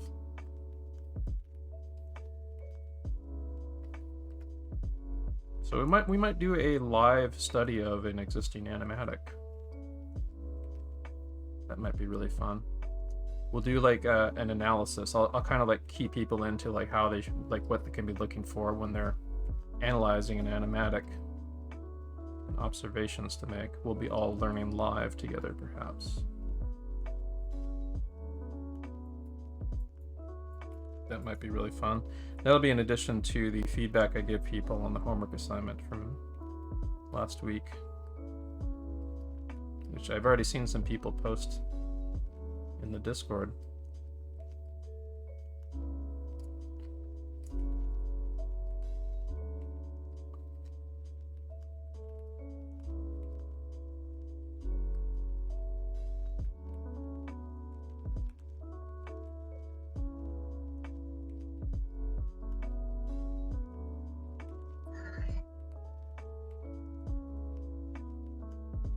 Is it going to be around the same time?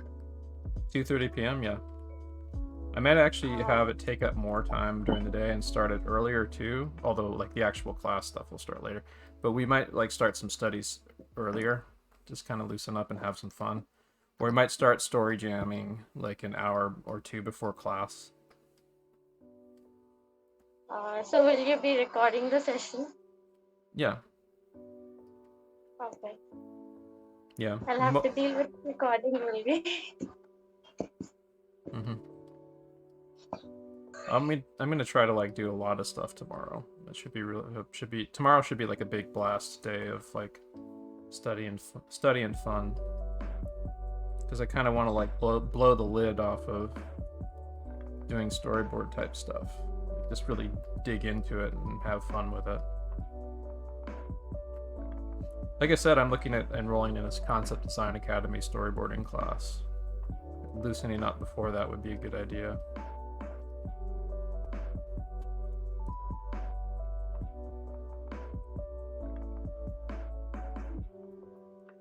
There's a couple other photos with this girl.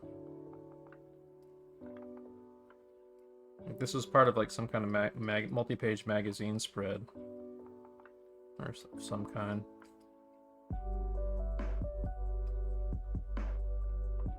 Like I found a few other photos of this girl.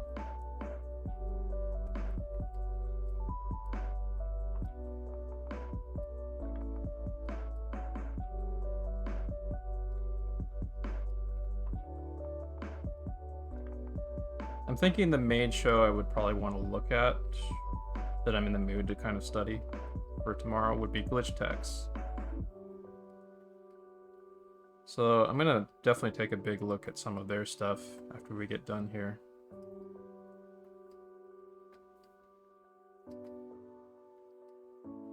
Also, some of what Ethan went over about analyzing characters to get them poses and on model in that video we were watching before class, like that also gave me some kind of cues of things to study and prep with.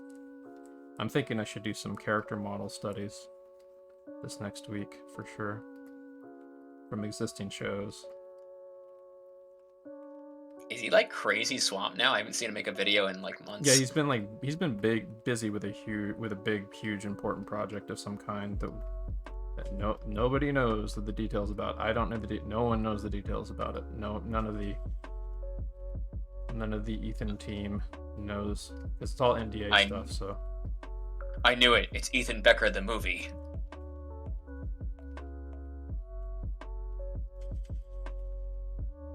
Ethan's like, I am the movie now. You think this is fun? You think you know how to draw? Guess again!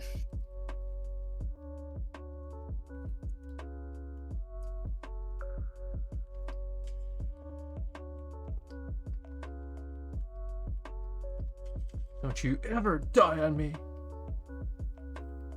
Don't you ever draw a scribbly line on me!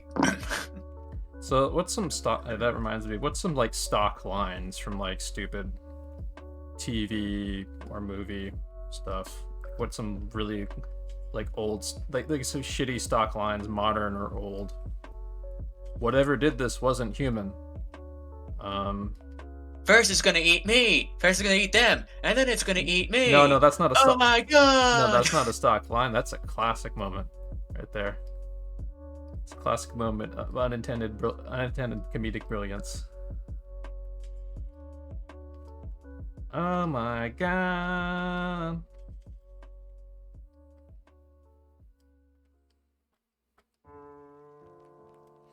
I think we should screen some bad movies for fun sometime in the Discord for sure. Good bad movies. I've been wanting to screen actually like Treasure Planet, the Bulgarian Treasure Planet from the 80s, that one. That weird outsider. I actually like that film, like unironically. It's a bizarre piece of outsider art.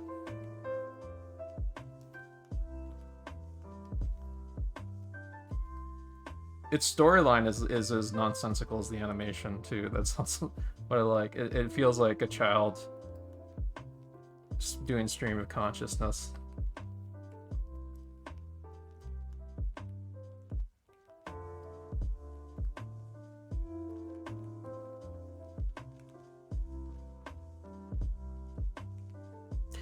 Yeah, some other stock lines somebody posted on Twitch catch. Hey, I know you.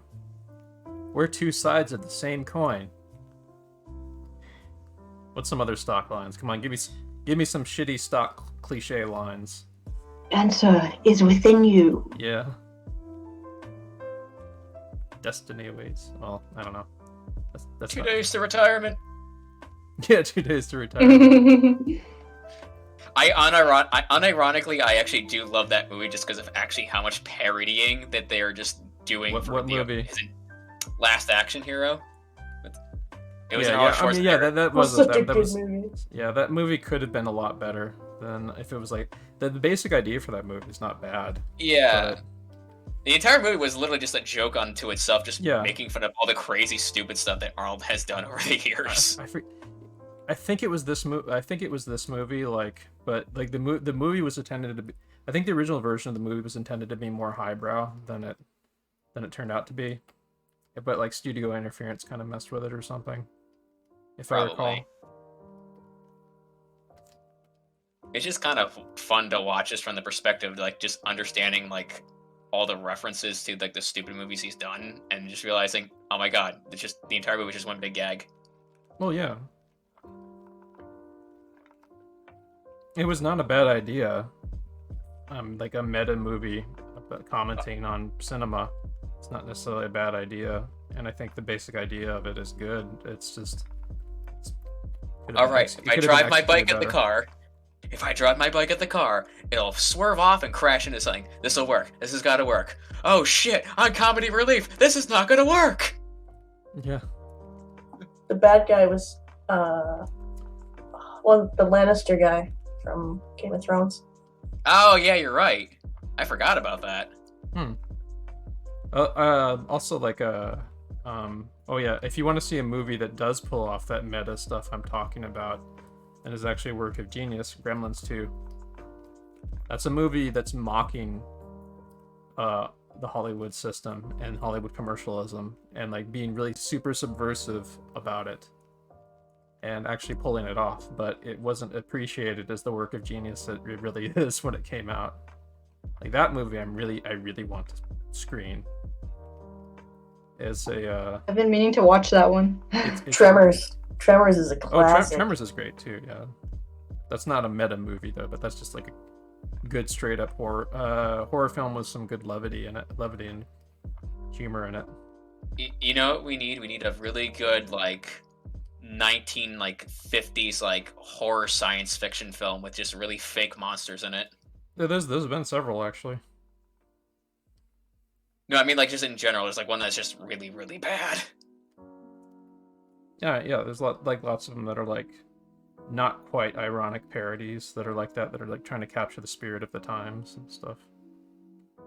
What, like Sharknado? Not quite. I mean, like stuff that like straight up 1950s horror film. There actually have been a few that were trying to kind of be like a B movie horror film straight up that came out recently. But if you want to see a film that kind of like, if you want to see stuff that like captures like what the raw components of what, like imagine like what a B movie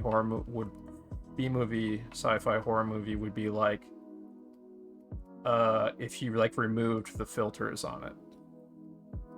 And that is basically what episode 8 of Twin Peaks: The Return is.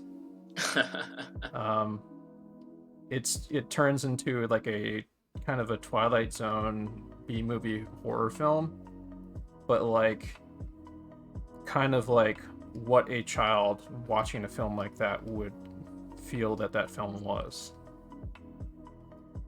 without any kind of like imagination filters or stuff about how cornball it is. So like it literally feels like something that like came out of the Nightmare Zone. Got a light? Got a light? Got a light? Got a light? I'm giving PTSD to everyone who's seen that series right now, saying that. This is the water, and this is the well. Drink. Yeah.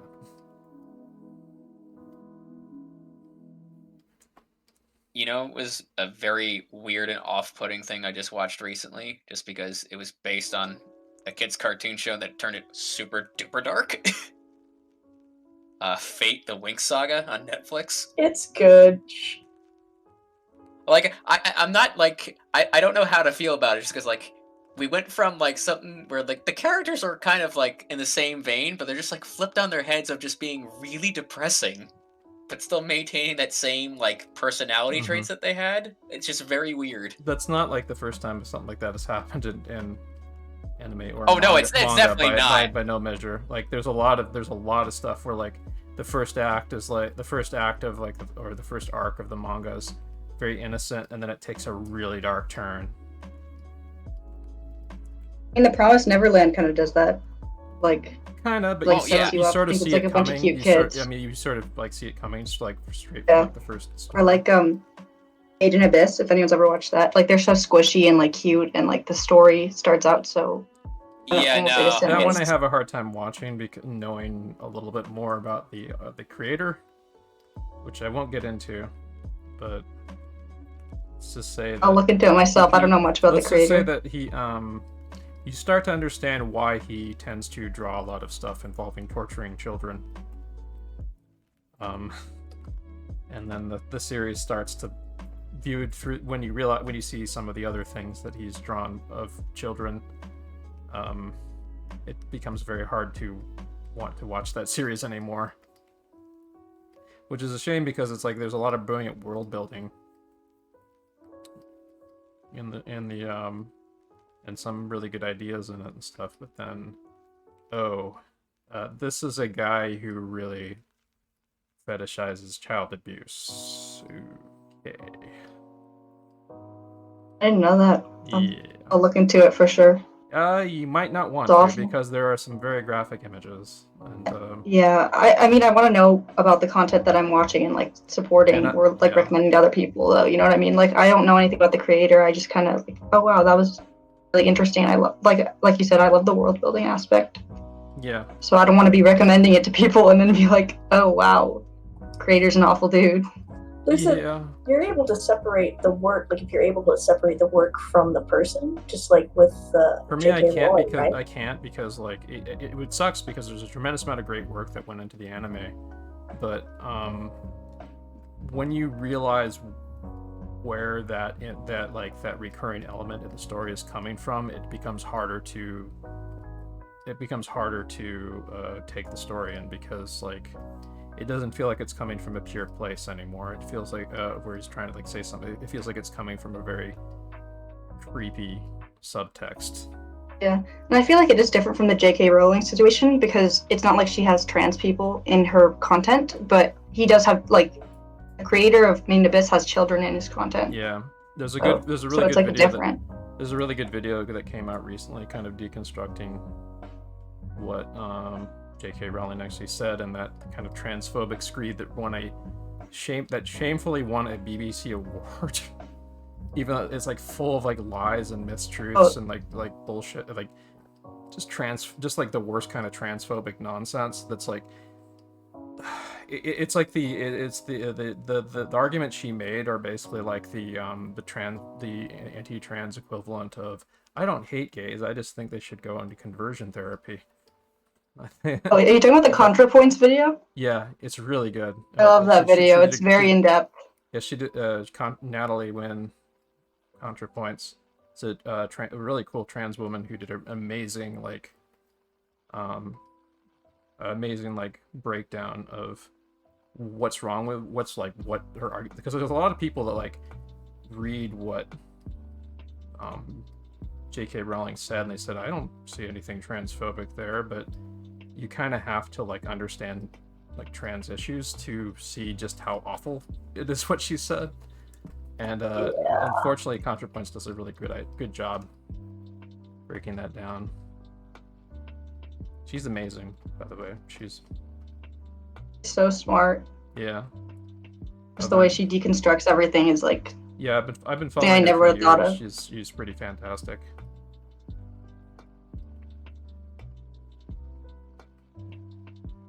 It was a real shame because like she goes over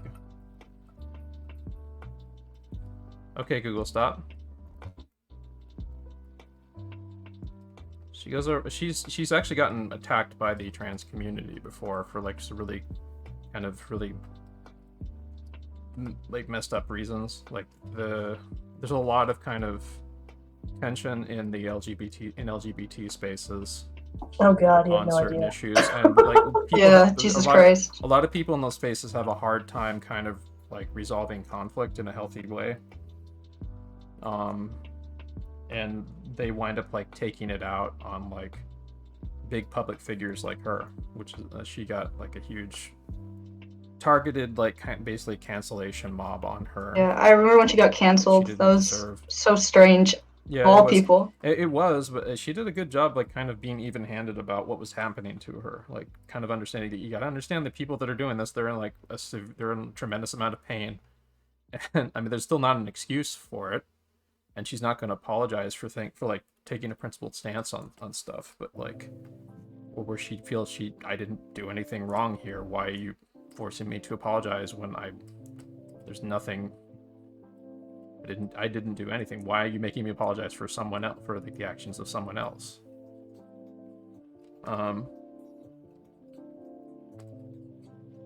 But like,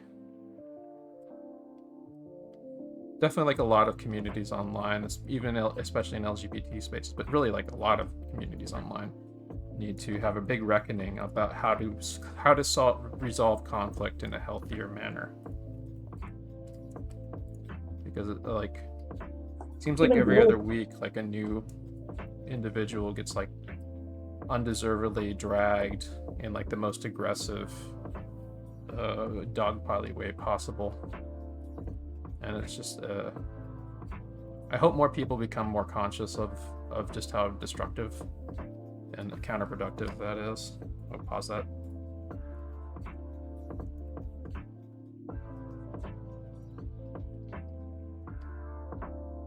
But social media platforms are also big to blame, big to blame for this, because the way that the platforms are structured does have a big impact on like how far negativity carries and stuff, for sure. Anyway, also thank you Amster4 for the sub. Every little bit counts with helping with the subs. Looks like we got a free slot, I think, on the, like where somebody left a slot open on the Magma Studio, so if someone in the Discord wants to take up that slot, they're free to. I would, but the XP Pen driver does not like Magma Studio, so I don't get pressure sensitivity at all. Okay, Google, set timer for 5 minutes. 5 minutes, starting now. So we'll be doing another 20-minute set. We might do another short, like 10-minute set after this, I think.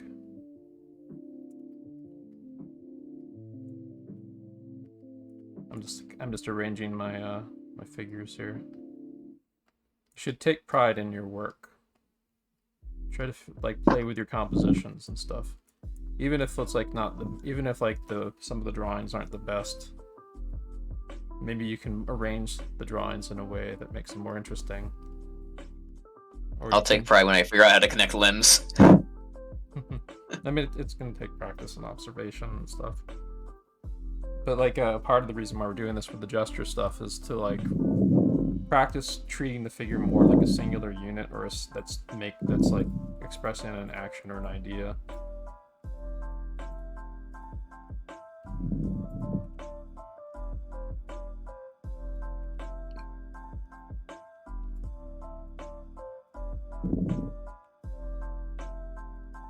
Out of curiosity, Spacedad, have you been paying attention to daily hands at all?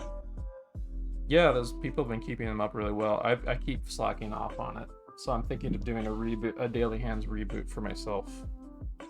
Yeah, I've been kind of going on and off with it. I mean, I've mostly just been drawing from observation. I just keep pausing on random frames of one piece and just kind of copying what I see. Have you seen Mark Renee's I drew hands for 12 hours video?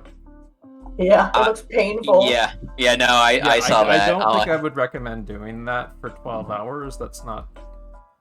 You would get very severe diminishing returns doing that. But here's I put on screen. This is his 12-hour page, I think. Actually, I don't think this is all the hands he drew, even for just like 12 hours. This is really. Yeah, he talks about what he went through doing this, and he says that he drew more hands in a single day than he thinks he's drawn in his life, basically. Like that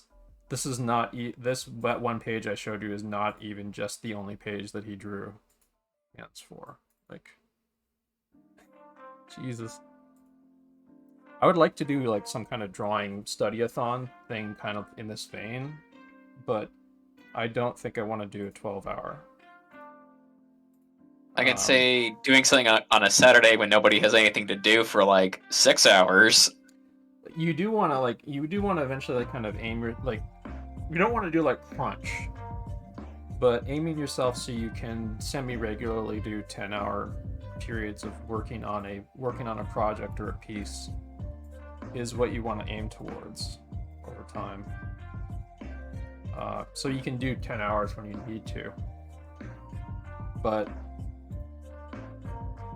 I just need to go hunt down your class on hands again, because I need to relearn how the construction for the Hogarth hands work, because I've mostly just been drawing from observation, kind of winging it. I would get the Hogarth dynamic hands book and read yourself. Yeah. I've mostly just been kind of just winging it and just drawing from reference. Mm-hmm.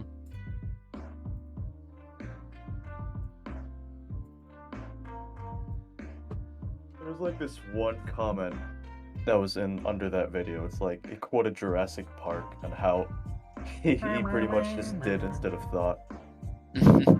Like instead of like thinking of should I do the 12, he just did it. That's a comment. You were so caught up in doing it, you never thought, should you? You're so caught up if you whether or not you could, you never stopped to think. Like, he got a lot out of it, but I think you can get the same amount out of what he did without doing 12 hours. Like, I mean, it's a good title. Yeah, I mean, there's kind of like a diminishing returns thing on exhausting yourself when you're practicing too. And like, if you do it for 12 hours in that big block, that means that you will be too exhausted to do other stuff for other practice in the subsequent days. But I mean, I could potentially do something like that. I would want to see how far I could push myself, but if at any point I felt like, okay, this is too much, I do need to cut it off here, because this is like, this is going to exhaust me if I do it for that long, and or it's going to hurt me, then I'd give myself an out for doing that. So like healthy marathoning, basically. Okay, Google, stop. Because you don't want to like give yourself carpal tunnel or anything. I'm not a fan of like those kind of like streamathon things that Twitch streamers do. The ones where they really push themselves to exhaustion stuff, I really hate those. I think that streamathons. Okay. Yeah, subathons or whatever. I like those that are I like those when they do those, but they're reasonable, so that they actually have breaks and stuff. Like H Bomber Guy, for example, he was like, okay, I'm gonna need to sleep now, and during his like Donkey Kong marathon streams, and he just like he would have the camera on an empty chair for the several hours when he was sleeping.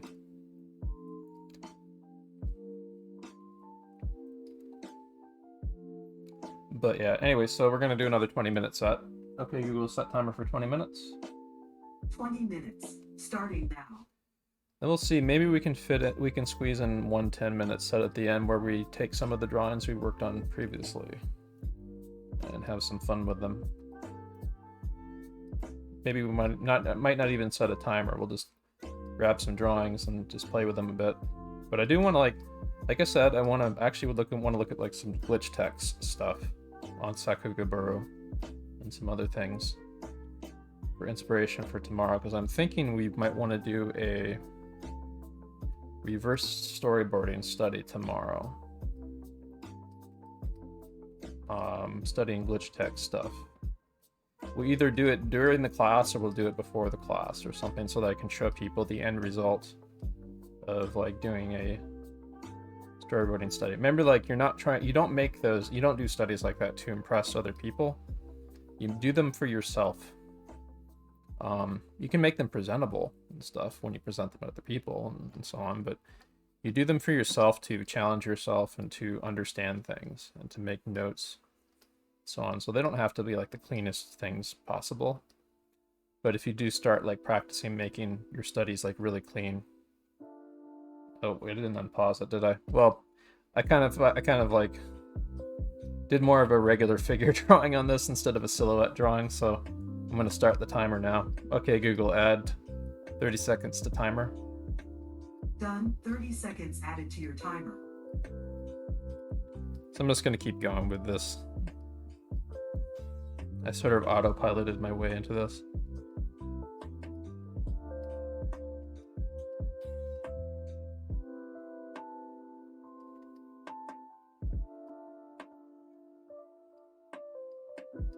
But yeah, I would definitely want to do like more model practice, like more character model practice.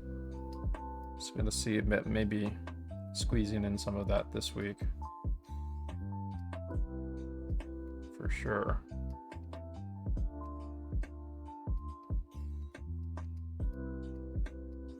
By the way, when I do take like the concept design class,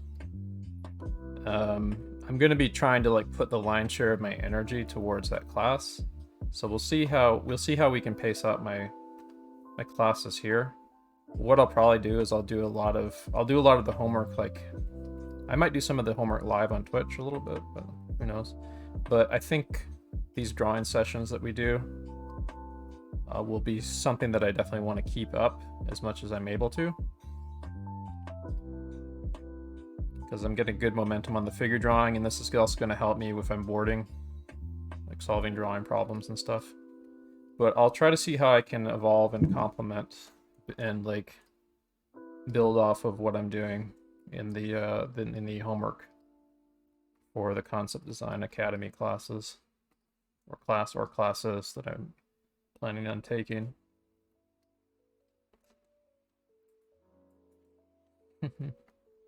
It's a lovely figure pose drawing right here.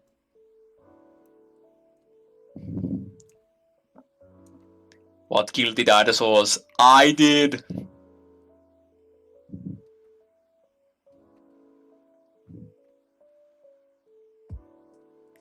So I sort of kind of started with a very like traditional quick sketch pose on this session because I was like kind of autopiloting and I sort of defaulted into that, even though we're doing silhouettes. So I'm gonna kind of go with that a little bit more. I'm gonna do like, this is our second to last set, so, or maybe even like our last set. So I'm gonna kind of maybe deviate into doing kind of more figure quick sketch stuff.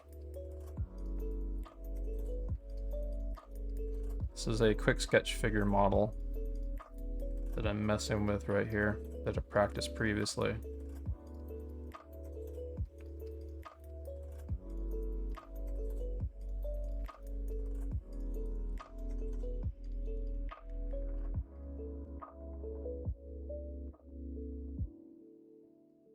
And then I'll look for an opportunity when if I get like a pose for it to fall back into silhouette drawing. But I kind of feel like I want to do this for at least a little bit.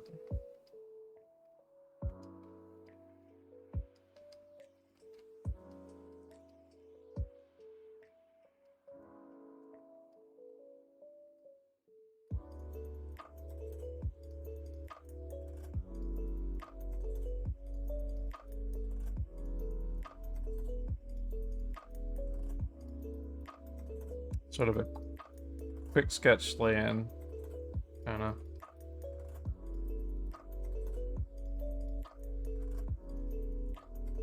Let's leave that guy as is. Pushing over there.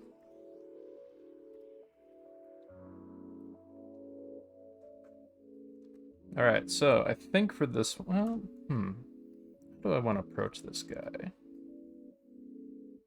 I do think I'm kind of on a roll with that quick sketch, so maybe I'll try to integrate some more of that into this.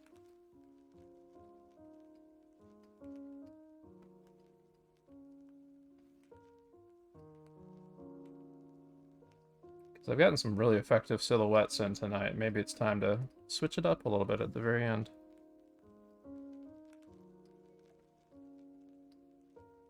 I'm doing stuff that's still like grounded in the observations I made doing the silhouettes, but there I'm integrating it with some other things I've studied.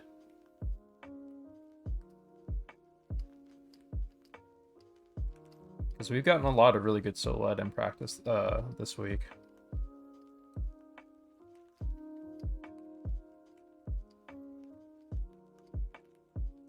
Like if you've been following my classes, you have definitely not been lazy.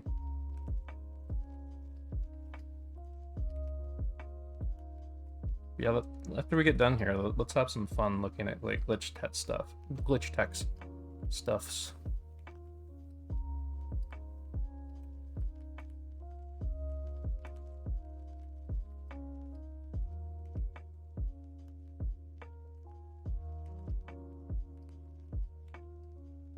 Another thing I'm thinking of doing more of in the future, again, which is something that I had done previously, is taking some of the figure poses that we've done. And this is way more of a gesture drawing right here than quick sketch drawing.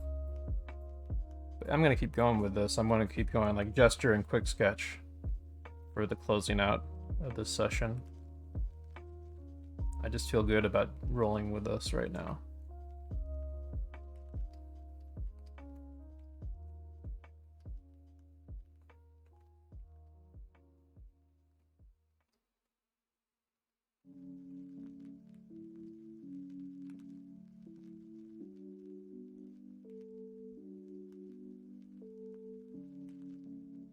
So one of the things I've been wanting to kind of do again, that I've done before here, is like take the poses that we do studies of in here and then like try to design animation or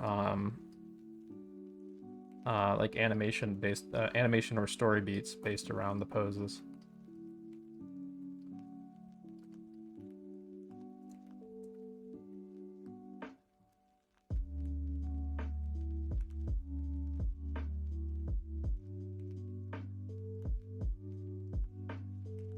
So I'm going with more of like a wireframe kind of character now. I think I might want to, for the next one, go back to silhouettes again, but wanted to at least get a little bit more of that in. So it felt pretty fun. Maybe I can go back to silhouettes on this. Well, no, there's not enough time on this pose.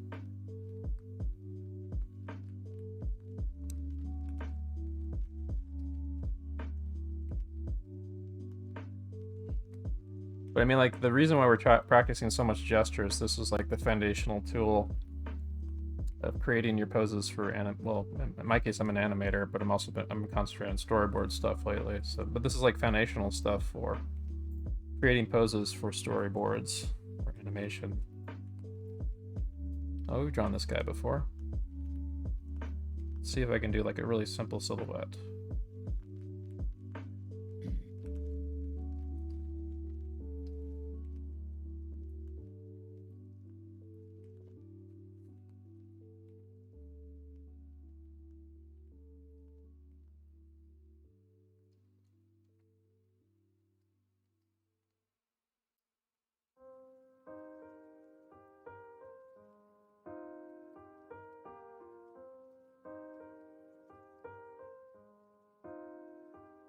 So we can find the drawing I did of him earlier in the week. I just want to do like a quick, simple, like silhouette study of him. Let's find the drawing I did of him earlier in the week. It's not on this page.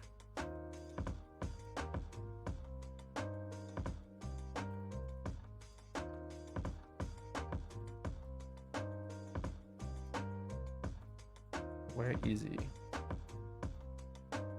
There he is. Yeah, I didn't do a silhouette study with him. This is more like kind of like a force study. Right there. Force or action study. That has a pretty good feel to it. Yeah. That was a good drawing for that session.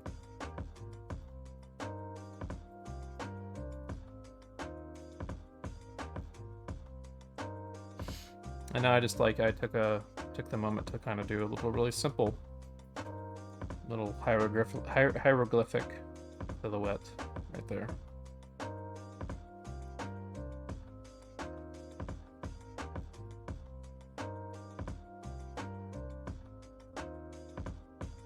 Yeah, doing this traditionally is also good. I've drawn this lady before too. Maybe see if I can try pushing her a bit. Let's try.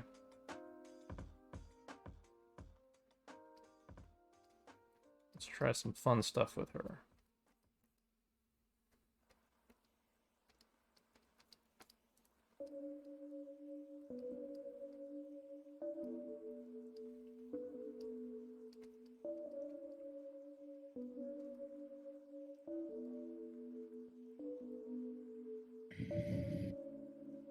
Her sword kind of feels like it's coming towards us a bit. Like there's little subtle things that can be pushed even beyond what we're seeing.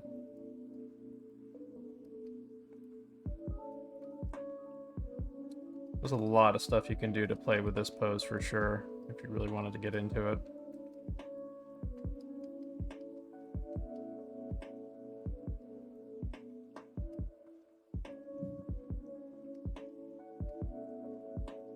Like I can see so many ways this pose could be potentially cartooned or designed.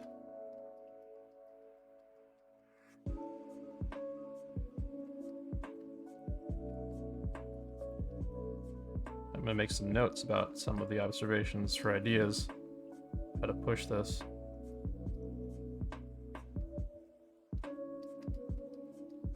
Maybe make her sleeves really big. Really, really huge.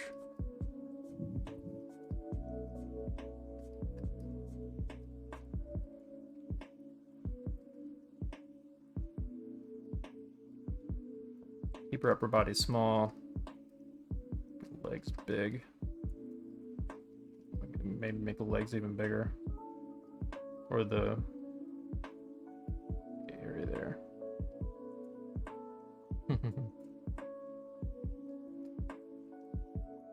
It's fun to make little notes like that. So you see, there's like different ways you can approach this stuff, and it will, like, if you try like different approaches, sometimes it can help you key into seeing things differently for the next pose you do.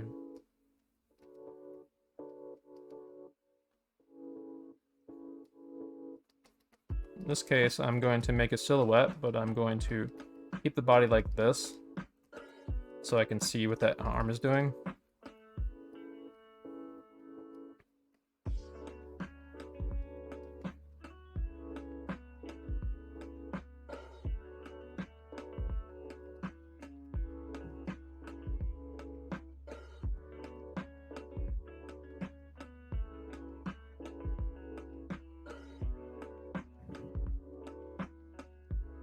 What's some good horror anime?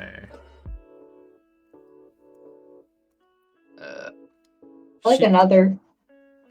Yami Shiba is good too. Shiki. It's a vampire anime. Shiki's really good.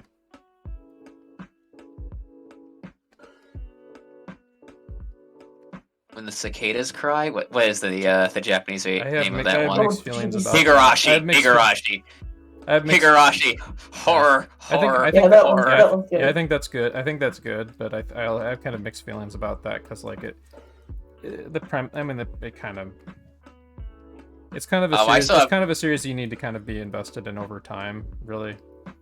And like, I have nightmares over the scenes in that series. At a certain point, it starts to feel a little fan servicey to me, even though I mean like it's kind of like it's almost kind of like anti-fan service, but fingernails. So the horror. Yeah. No, it's I mean it's genuinely good. It's just, you know. It's essentially a Groundhog Day time loop reboot of like the similar events happening in different orders and different like who's gonna go mad this time in this version of the time loop, who's gonna turn into the psycho killer this time or whatever. Yeah. But I do like that essentially what's going on is there's you do eventually find out kind of what's causing everything, and it's well, I'm not going to spoil it, but the main thing that's causing everyone to go nuts is basically a gas leak. Like it is literally like the Community gas leak, the series, except people are turning into psychotic murderers instead of being poorly written for a season. Have you watched the remake of it or no? The what? The remake of it. I don't know. It's not a remake. It's a new season. Yeah, I guess. I don't know. I just prefer certain things from the old one, but I was kind of shocked I didn't redo the fingernail one, but times change, I guess. That scene, it genuinely still terrifies me. That scene is seared into my brain. It's just horrifying. Yeah. Trying to think of other stuff that is like really good horror anime. Yeah, another is definitely up there. Corpse Party, which is based on a really good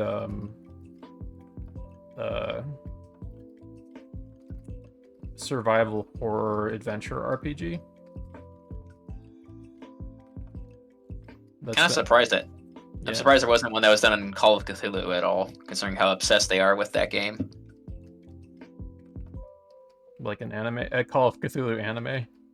Yeah, they're very obsessed with the Call of Cthulhu like tabletop RPG. So I'm just kind of surprised that nothing spawned from that. What in Japan? It just in the anime community in Japan. I figured somebody would have Well, there was a lot of built on that. There's a lot of Lovecraft references in anime. There's even like a waifu series with a Lovecraft, which I was very disappointed in. I was hoping there would be like some kind of like an ironic, like a really like. I was hoping there would be like genuine horror in it or something, but no, it's just a dumb waifu series with with the underlying joke being that the waifu is actually like a horrifying eldritch terror or something. My little but Cthulhu. It's just a dumb waifu series, and I don't have any interest in that.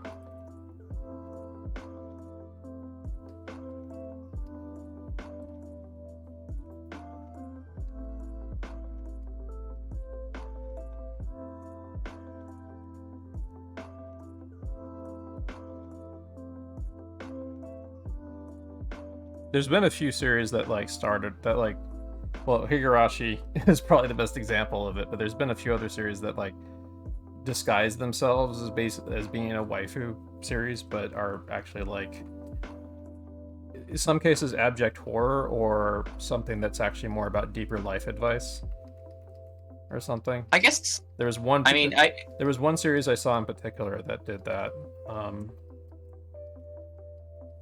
This guy finds a woman standing around in a library in a Playboy bunny suit, basically like a manga bunny girl or something, and no one but him can see her for some reason. And so it starts off. It sounds like a stupid harem comedy premise or something, but no, that's not what the series is. The series is actually gets really real about relationships and awkwardness. It was kind of sad. Yeah, and it was really sad too. There was a lot of tragedy and sadness, but like real shit. Not.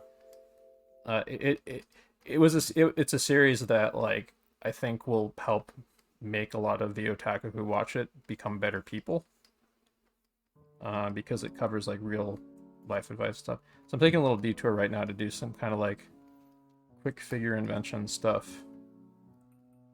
Okay, Google, stop. We'll stay on this pose. here. But I'm pretty satisfied with today. This was a good session. My attention sort of wandered at the end because I was like feeling good and warmed up, so that's like, oh, I can kind of play loosey-goosey right now because I got what I wanted out of the session today. For sure. But yeah, like, let's take a look at people's pages too. I'm gonna pause that. That is a really nice pose. It's just, I'm exhausted, so I don't want to. I kind of want to give my wrist, you know. But yeah, I think this is one of my better pages. I'd say. I think all the pages are pretty strong. Like, all my pages, I'd say this session are stronger than my strongest page from last Wednesday.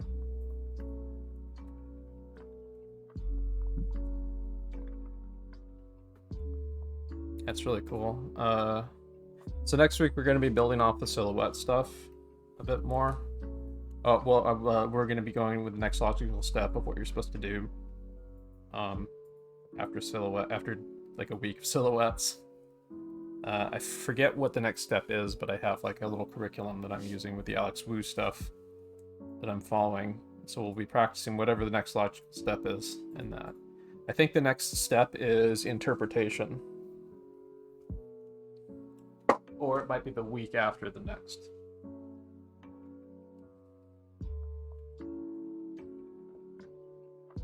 Yeah, I haven't. Here, I'm gonna make sure I back up this file real quick. So I don't think we'll do one final 10-minute session. I think I need a drawing break right now myself, but I'm going to I definitely want to like spend some time either tomorrow or on Sunday taking some of my stronger silhouette poses from the last week and draw over them for sure and build them up into more thought out drawings and characters. Because like you want to like practice using this as like a starting point for how you build into creating your drawings.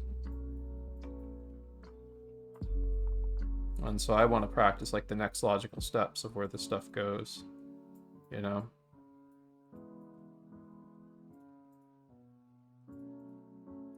So with that in mind, let's take a look at what people did in Magna Studio a little bit. I don't know if Sorry, I just erased. Let me undo. That's fine. I mean, if you screenshot it, you can upload it into the Discord. I should have done that. I didn't think about it in the moment. Yeah, just make sure when you do these, try to shit.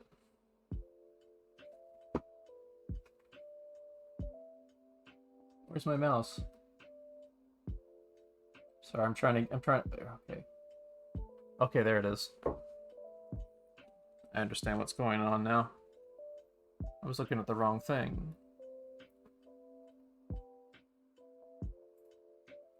There it is. Okay, now I got it. Yeah, it's all good. I definitely see people improving compared to where you were early in the week. I'd give more feedback, but we're gonna be sure. We'll just take a peek. That's nice right there. That's got a nice feel to it. Yeah, just keep pushing like the energy and the feel of it. And the more you'll get better at the figure just over the course of like observational drawing and stuff. But then like when you're like the meat of getting better at figure drawing is to keep doing it. So everyone who's doing this, I would say just like on your own, use a site like Line of Action, for example. Line of Action right here to do figure drawing time poses and stuff throughout the week, or search stuff on Pinterest and find like a bunch of figure poses to use. Start like searching for stuff, models and poses and things. That's a really nice one. And you can do these on your own and so on. The app I'm using is Gesture Drawing 3 on QBrush. It's $15, but I'd say it's worth it.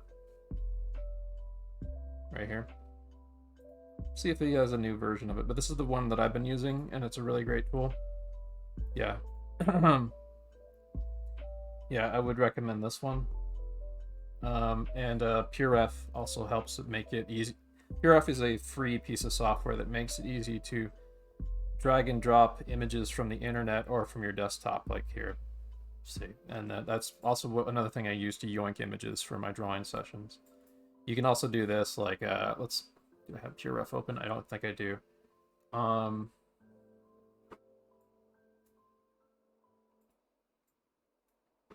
You can like set an interval timer of some kind using like your smartphone or whatever, or a digital assistant, and then you can either like open a folder of images or something, or you can open like a page like this, for example. Like when the timer beeps for the intervals, you just change it to a new image and stuff. Or you can export all the images not from PureRef into a folder, and then use the Gesture Drawing 3 app and stuff. That's if you want to do this. If you want to do this kind of stuff on your own, which I would recommend everyone here do to keep up, because you want to be practicing figures every day, even for a little bit. So we're going to be practicing a little bit more figures tomorrow, in addition to the storyboard class. We'll probably do some warm-ups before class begins or something. Should be fun. But anyway, let's take a look at what people have been doing in both Magma and Discord. So here we go. Yeah, I'm definitely seeing people improve. I like that. Trying to figure out the center of balance and stuff. Try to look for like the dynamic feel of it and stuff. Like, you have to really play with the figure a lot. And it's going to be a balance of observational studies and trying to get a rhythm in the overall gesture stuff, and it's also going to be like balancing that with taking on new tidbits of information. Like you'll learn a little bit from Andrew Loomis on how to make Loomis heads, for example.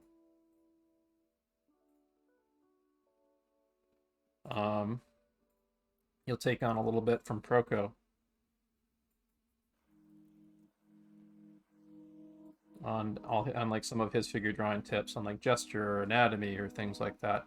You want to be like taking on little tidbits of info to practice and things to practice and stuff. Like, and you might take on a little bit of info from anatomy studies. Be practicing those too.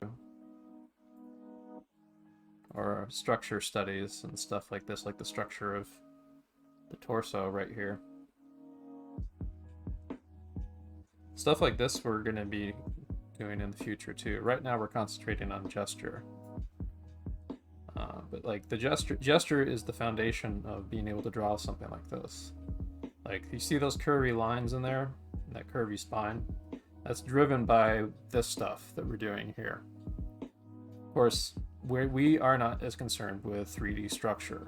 Like there's little bits and pieces of indications of it in these, and there's enough information here that this could be turned into a 3D drawing like this. But this is like this is more driven by the overall like flow of the pose versus like this more structured kind of studies.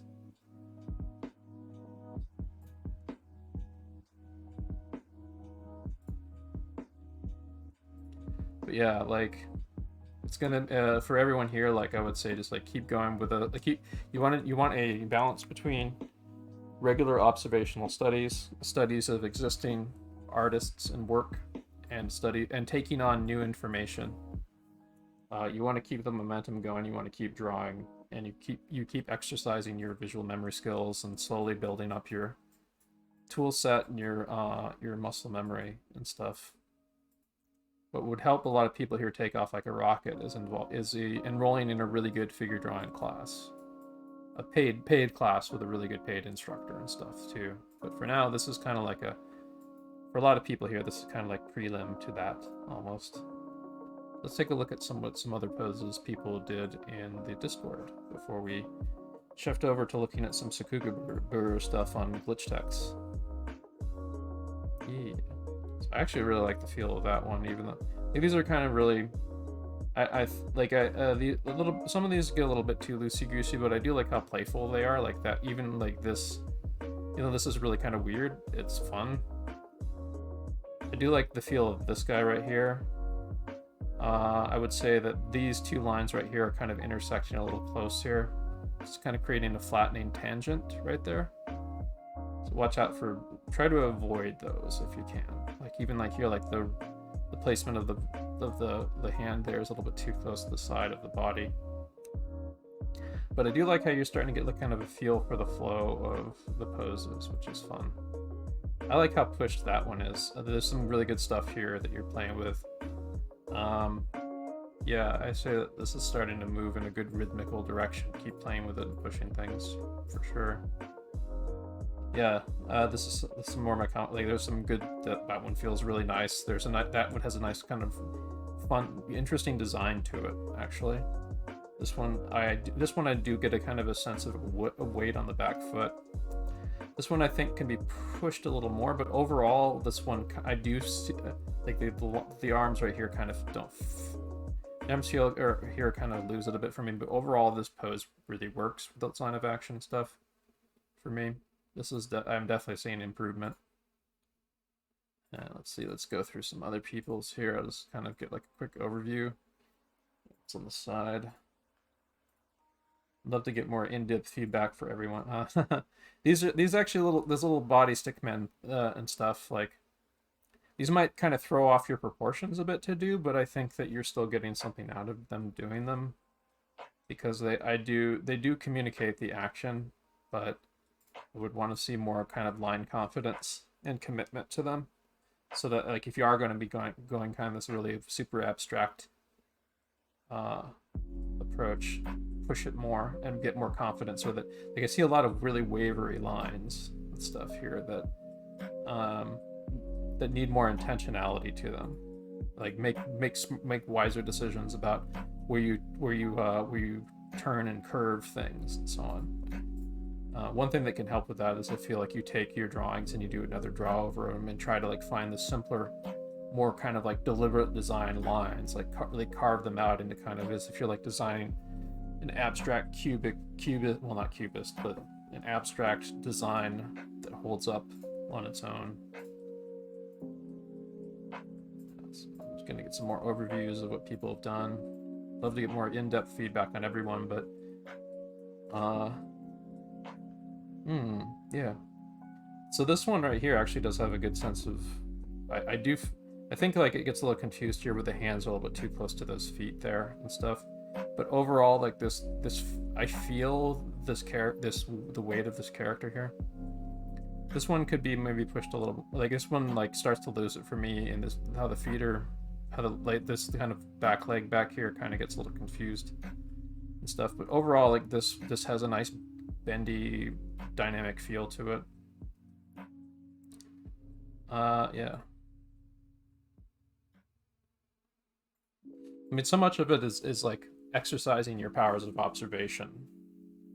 I would say for a lot of people here, it'd be a good idea to do draw over studies of figures too, to help you kind of recalibrate your eye so you get a better sense of integrity to your poses when you play off them and exaggerate them and stuff too. Yeah, this was a really good page from earlier tonight for sure. This one is actually not too bad of a silhouette. There's some parts where it gets a little confused, but it makes a strong impression. Yeah, I mean, like the secret sauce to getting better at figures is to keep doing them every day. So if you guys can do more of this on your own tomorrow, definitely keep at it. If you're wondering why, like, oh, I'm not quite getting the figure yet. Like I said, the secret sauce is your powers of observation and practicing every day. Like that visual library will build your sense, and your understanding of being able to tap into the stuff will build. It's like as if as if we're all going to like the skate park every day to practice a little bit of skateboarding, practice tricks. It's not going to happen with you're not going to key into the stuff, and you're not going to be able to pull off kick flips or ollies or whatever at the skate park right away, and it's going to be really awkward and stuff. But by virtue of just coming to the skate park every day to just hang out and jam and skate, try stuff out, push your balance a little bit and stuff, you eventually you just start making those adjustments. Stuff starts clicking into place. Your body and nervous system physically starts orienting in the direction of being able to handle this stuff over time. So keep at it, everyone. Everyone's doing a good job putting in the effort. I would say keep going. Keep making adjustments. Keep going back to the drawing board and thinking, how can I do this better? What kind of practice could I do on my own to push myself? What kind of study materials can I check out? Videos or books or whatever that might help me when I'm practicing on my own. Think about that kind of stuff, and I want everyone here to drive themselves to keep that up. So we're going to be going into Sakugaburo now to take a look at some cool glitch tech stuff and some other things. We'll take a look at animatics in particular, but also animation. So maybe rewind. Well, yeah, I'll rewind this. So here's the thing I've always been kind of confused with glitch text on. Is it a puppet show, or is it actually hand-drawn frame to frame? Well, as you can see here, this is very severe. This is heavily hand-drawn. There's no puppet rig stuff going on. There are puppets, but the puppets mostly happen in reuse shots. This is all you're seeing here. This is all original drawing. I think there might be a couple parts where they use the puppet. Like this shot right here, they might use like the puppet as reference for the head, for example, but this all looks like original drawing for me. Yeah, because it's been driving me nuts, because like they'll switch between super fluid like action animation, and then it'll just go back to where I can kind of tell that's a puppet. No, actually, I think that what might be happening here is they're not using puppets. The animators are moving like at the speed of light, trying to animate this stuff and tie it down and so on. So like this is like the tie downs and some roughs right here. So when they what happens is they hand this off to the cleanup people, and the cleanup people then will kind of strategically decide when to use parts of the puppets and adapt them, and or when to use parts of the puppets, or when to do original drawings on the characters and stuff. I think I would want to see like the finished sequence here to really kind of identify when they use puppets and when they don't. For what I'm seeing here, this all looks like original drawing to me.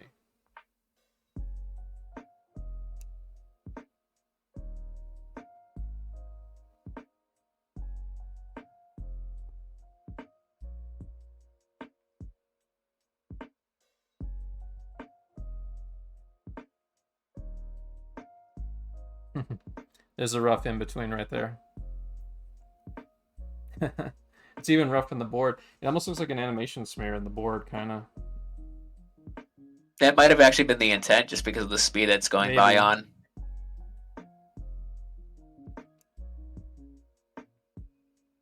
It's a really cool in between right there. But you can see, like, look at that contrast between the two poses right there. You can see like the stuff that we're practicing that I'm trying to push people in the direction of with the gesture on. Look at that. That all applies to all this stuff here. Like look at how pushed that is right there. You got this kind of right angle right here, but with this nice curve for the line of action. It's gonna drive through the body. I wish this wasn't in the way so we could see the whole fucking pose, but geez, but beggars can't be choosers with this. But that is really nice. Look at just how much you can feel like the energy here of like the energy kind of rippling through the hand, through the body and stuff and everything. Like this, there's this feel to the energy flowing through the character of the inertia and everything else. Like the heroic energy propelling the character forward to take action and stuff. And they're posing. Like look at that. That really pushed, exaggerated pose with that like kind of forced perspective back arm and these limbs and stuff. This is really playful, fun shit.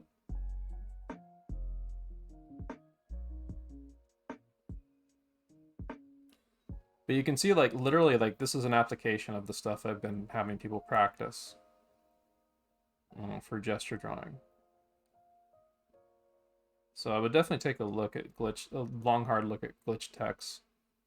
Because it's like, oh, this is where this stuff is going. For me being able to do like, pull off stuff like this is why we're practicing this stuff.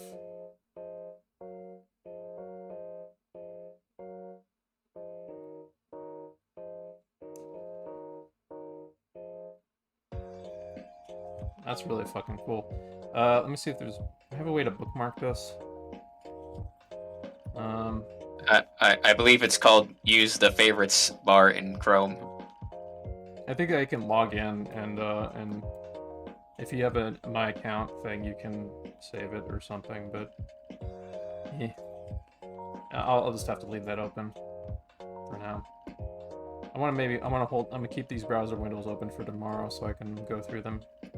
This one's an animatic.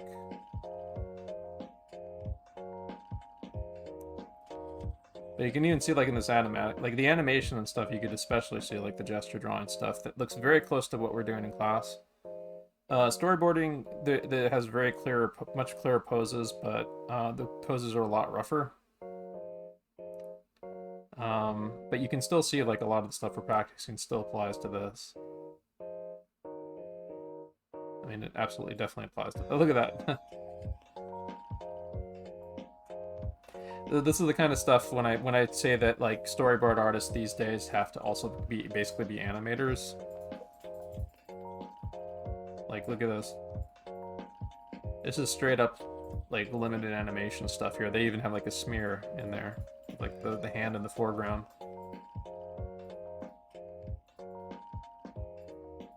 And even, like, a settle here for her face and her arm.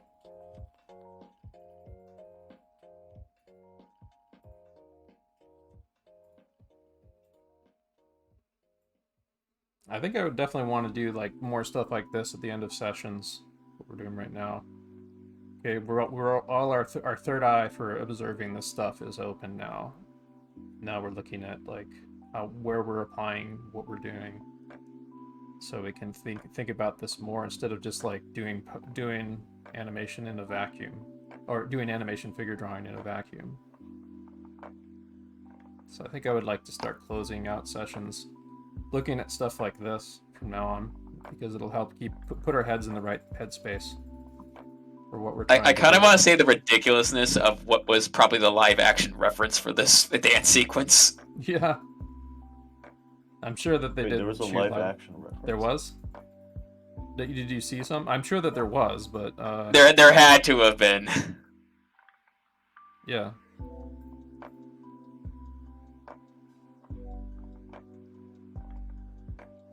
This is so fun. Some of these some of these are so good that, like, this would not be out of the ballpark for, like, if you wanted to make, like, a single if you wanted to make an animated webtoon series or something on YouTube or something, solo, basically. Like, all you would need, the drawings this rough would be just fine for that. You would just, like, do some minor touch up to some things, and then you just add, like, the color. A lot of stuff like this you probably wouldn't even color. You just, like, put, like, a minimal background in or something, and this would be, like, plenty good for making a solo produced web series, to be honest, like, limited animation web series.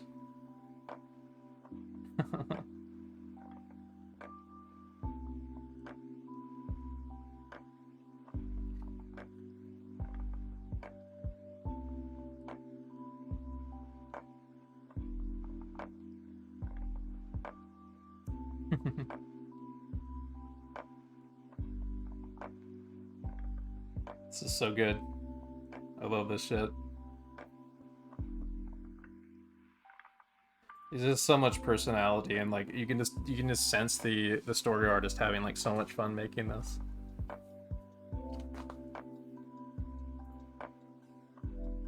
And that's what I would hope, like, if you really get into your personal projects, you want to, like, pull from that kind of energy where it's just, like, remember I was talking about, like, I was comparing, like, this kind of stuff to, like, going to this practicing figure drawing to like going to the skate park to practice tricks and stuff, or practice your balance or whatever. I mean, when you're really shredding and pulling off cool ass tricks and showing off, this is what it looks like, and you get right into the zone and you get into it. That's what you want to push yourself towards, so that like and it becomes like that it's not a chore to do stuff like this. Like this stuff is like gets you really jazzed and energized, and like you can get yourself in the. I mean, like it is hard work to get this stuff. Like you can't like, but you have to get to work every day to do this stuff. But you have like the capacity to really push yourself to get that energy out when you need it. That's really cool right there. Ooh. We definitely want to play more with perspective in the future too. Like all these perspective grids and stuff in the backdrop here is really essential for good storyboarding.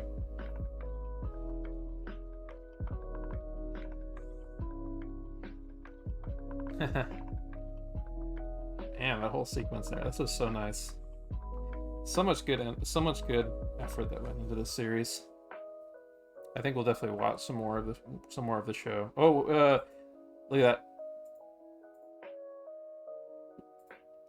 The face punch close up thing cutting the cutting here is like the cutting that they use here. I don't know if Edgar Wright was referencing anything in particular when he did like that. There's this part towards the end of Scott Pilgrim versus the World. Remember, like where like the seventh. Yeah, no, exactly what you're talking about. There's like a bunch of still frames that are just like cut together close-ups of being punched in the face over and over again, and so on. Yeah, Gideon had this exact sequence that's done to him. that's what that felt like right there. There are a lot of Scott Pilgrim versus the World references in this series, though. I mean, it makes sense. Why a series It was like a this good would have movie. that. I love that movie Yeah. so much. I mean, this series is basically like Scott Pilgrim versus the World for kids, kind of.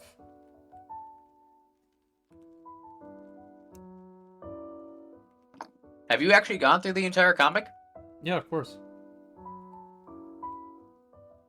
Surprisingly, they did a pretty good job of cramming everything into just that movie. I mean, there's a lot of stuff they missed, but they did a pretty good job summarizing it. I'm kind of sad it didn't do as well as it did. These days, like I think a series like that could have worked great as a Netflix series. Like if that thing came out today, it would have been like a Netflix series with 7 episodes or something.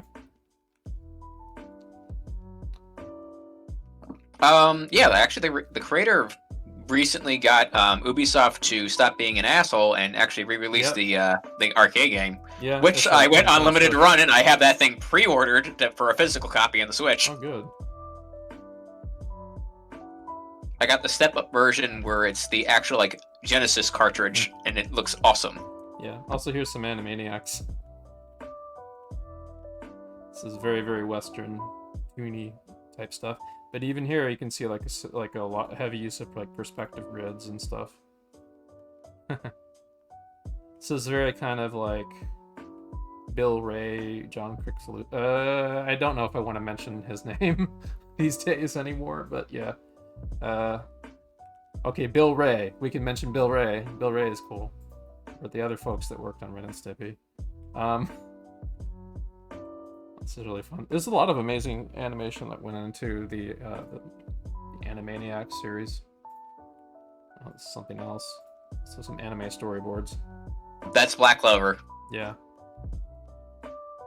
This is from Scissor 7, right here.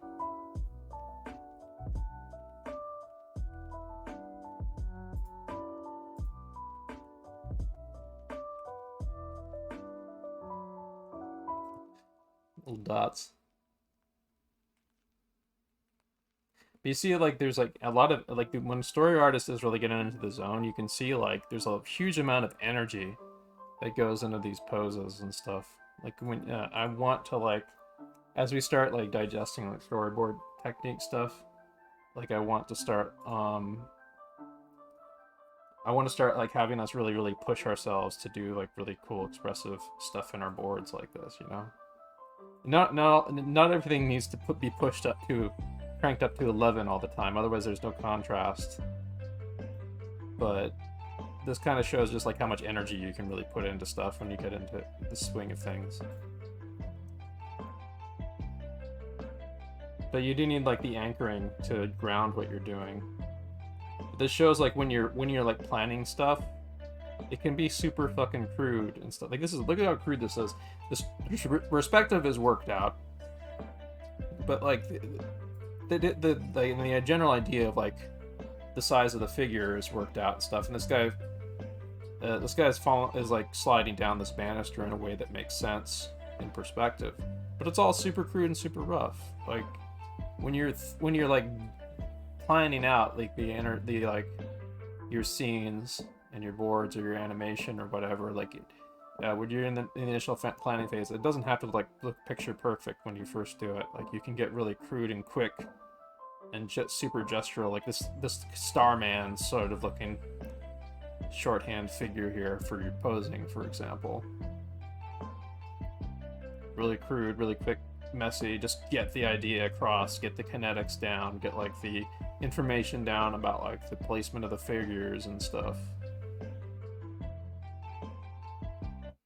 You have the ability to work it up into like a cleaned up drawing and stuff, but where you are focusing your energy for the initial idea can be really quick and crude and energetic like this. Getting it down fast, because it's all about like getting it down fast. Because you get it down fast and you have the ability to get it down fast, you can work it like you can work yourself up into a frenzy and really feel the energy of what it is you're trying to portray and get into the spirit of it. Stuff, and then that gives, when you get that down in your planning, if you're making animation out of it yourself or if you're handing it off to animators that will be making it, they can, like, this kind of stuff is like stuff that animators use to play off of, to push themselves to. Like an animator gets something like this and it's like, oh yeah, and then they immediately see it like something, they immediately see an idea communicated that they can play with and push to.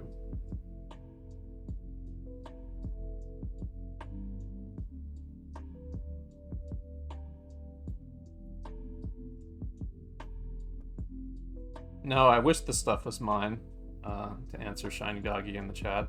But I mean, like, we're studying to try to get ourselves to eventually be able to pull off stuff this good.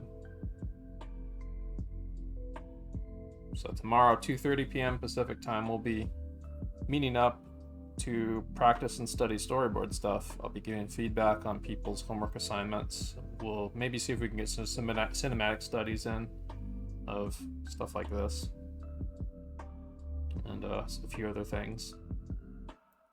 But there's a lot of observations to make about what they're doing in these panels here. Like, this is really crudely drawn background here, for example. But I mean, like, it shows where the buildings are. It shows like where the perspective grid on the sky is, so we know what angle the camera shot is at. We know what angle we're viewing the character at from, even though it's like a really crude, quick Starman character. But these all show off like lots of great tools for you to use in your own work. Look at that. There's an example of the Sakuga principle of like contrasting poses. Look at that. See how much of a contrast those two frames are right there?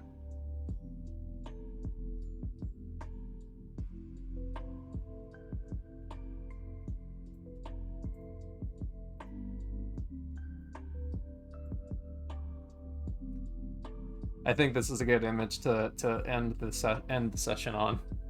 We'll just leave this looping on screen inexplicably. Thank you all for coming. I'll just play the congratulations over this in the background, so you can pretend the Animaniacs are saying it. Congratulations! Congratulations! Congratulations! Congratulations! Congratulations! Congratulations! Congratulations! Congratulations! Congratulations! Congratulations! Congratulations! Congratulations! Congratulations! Thank you all.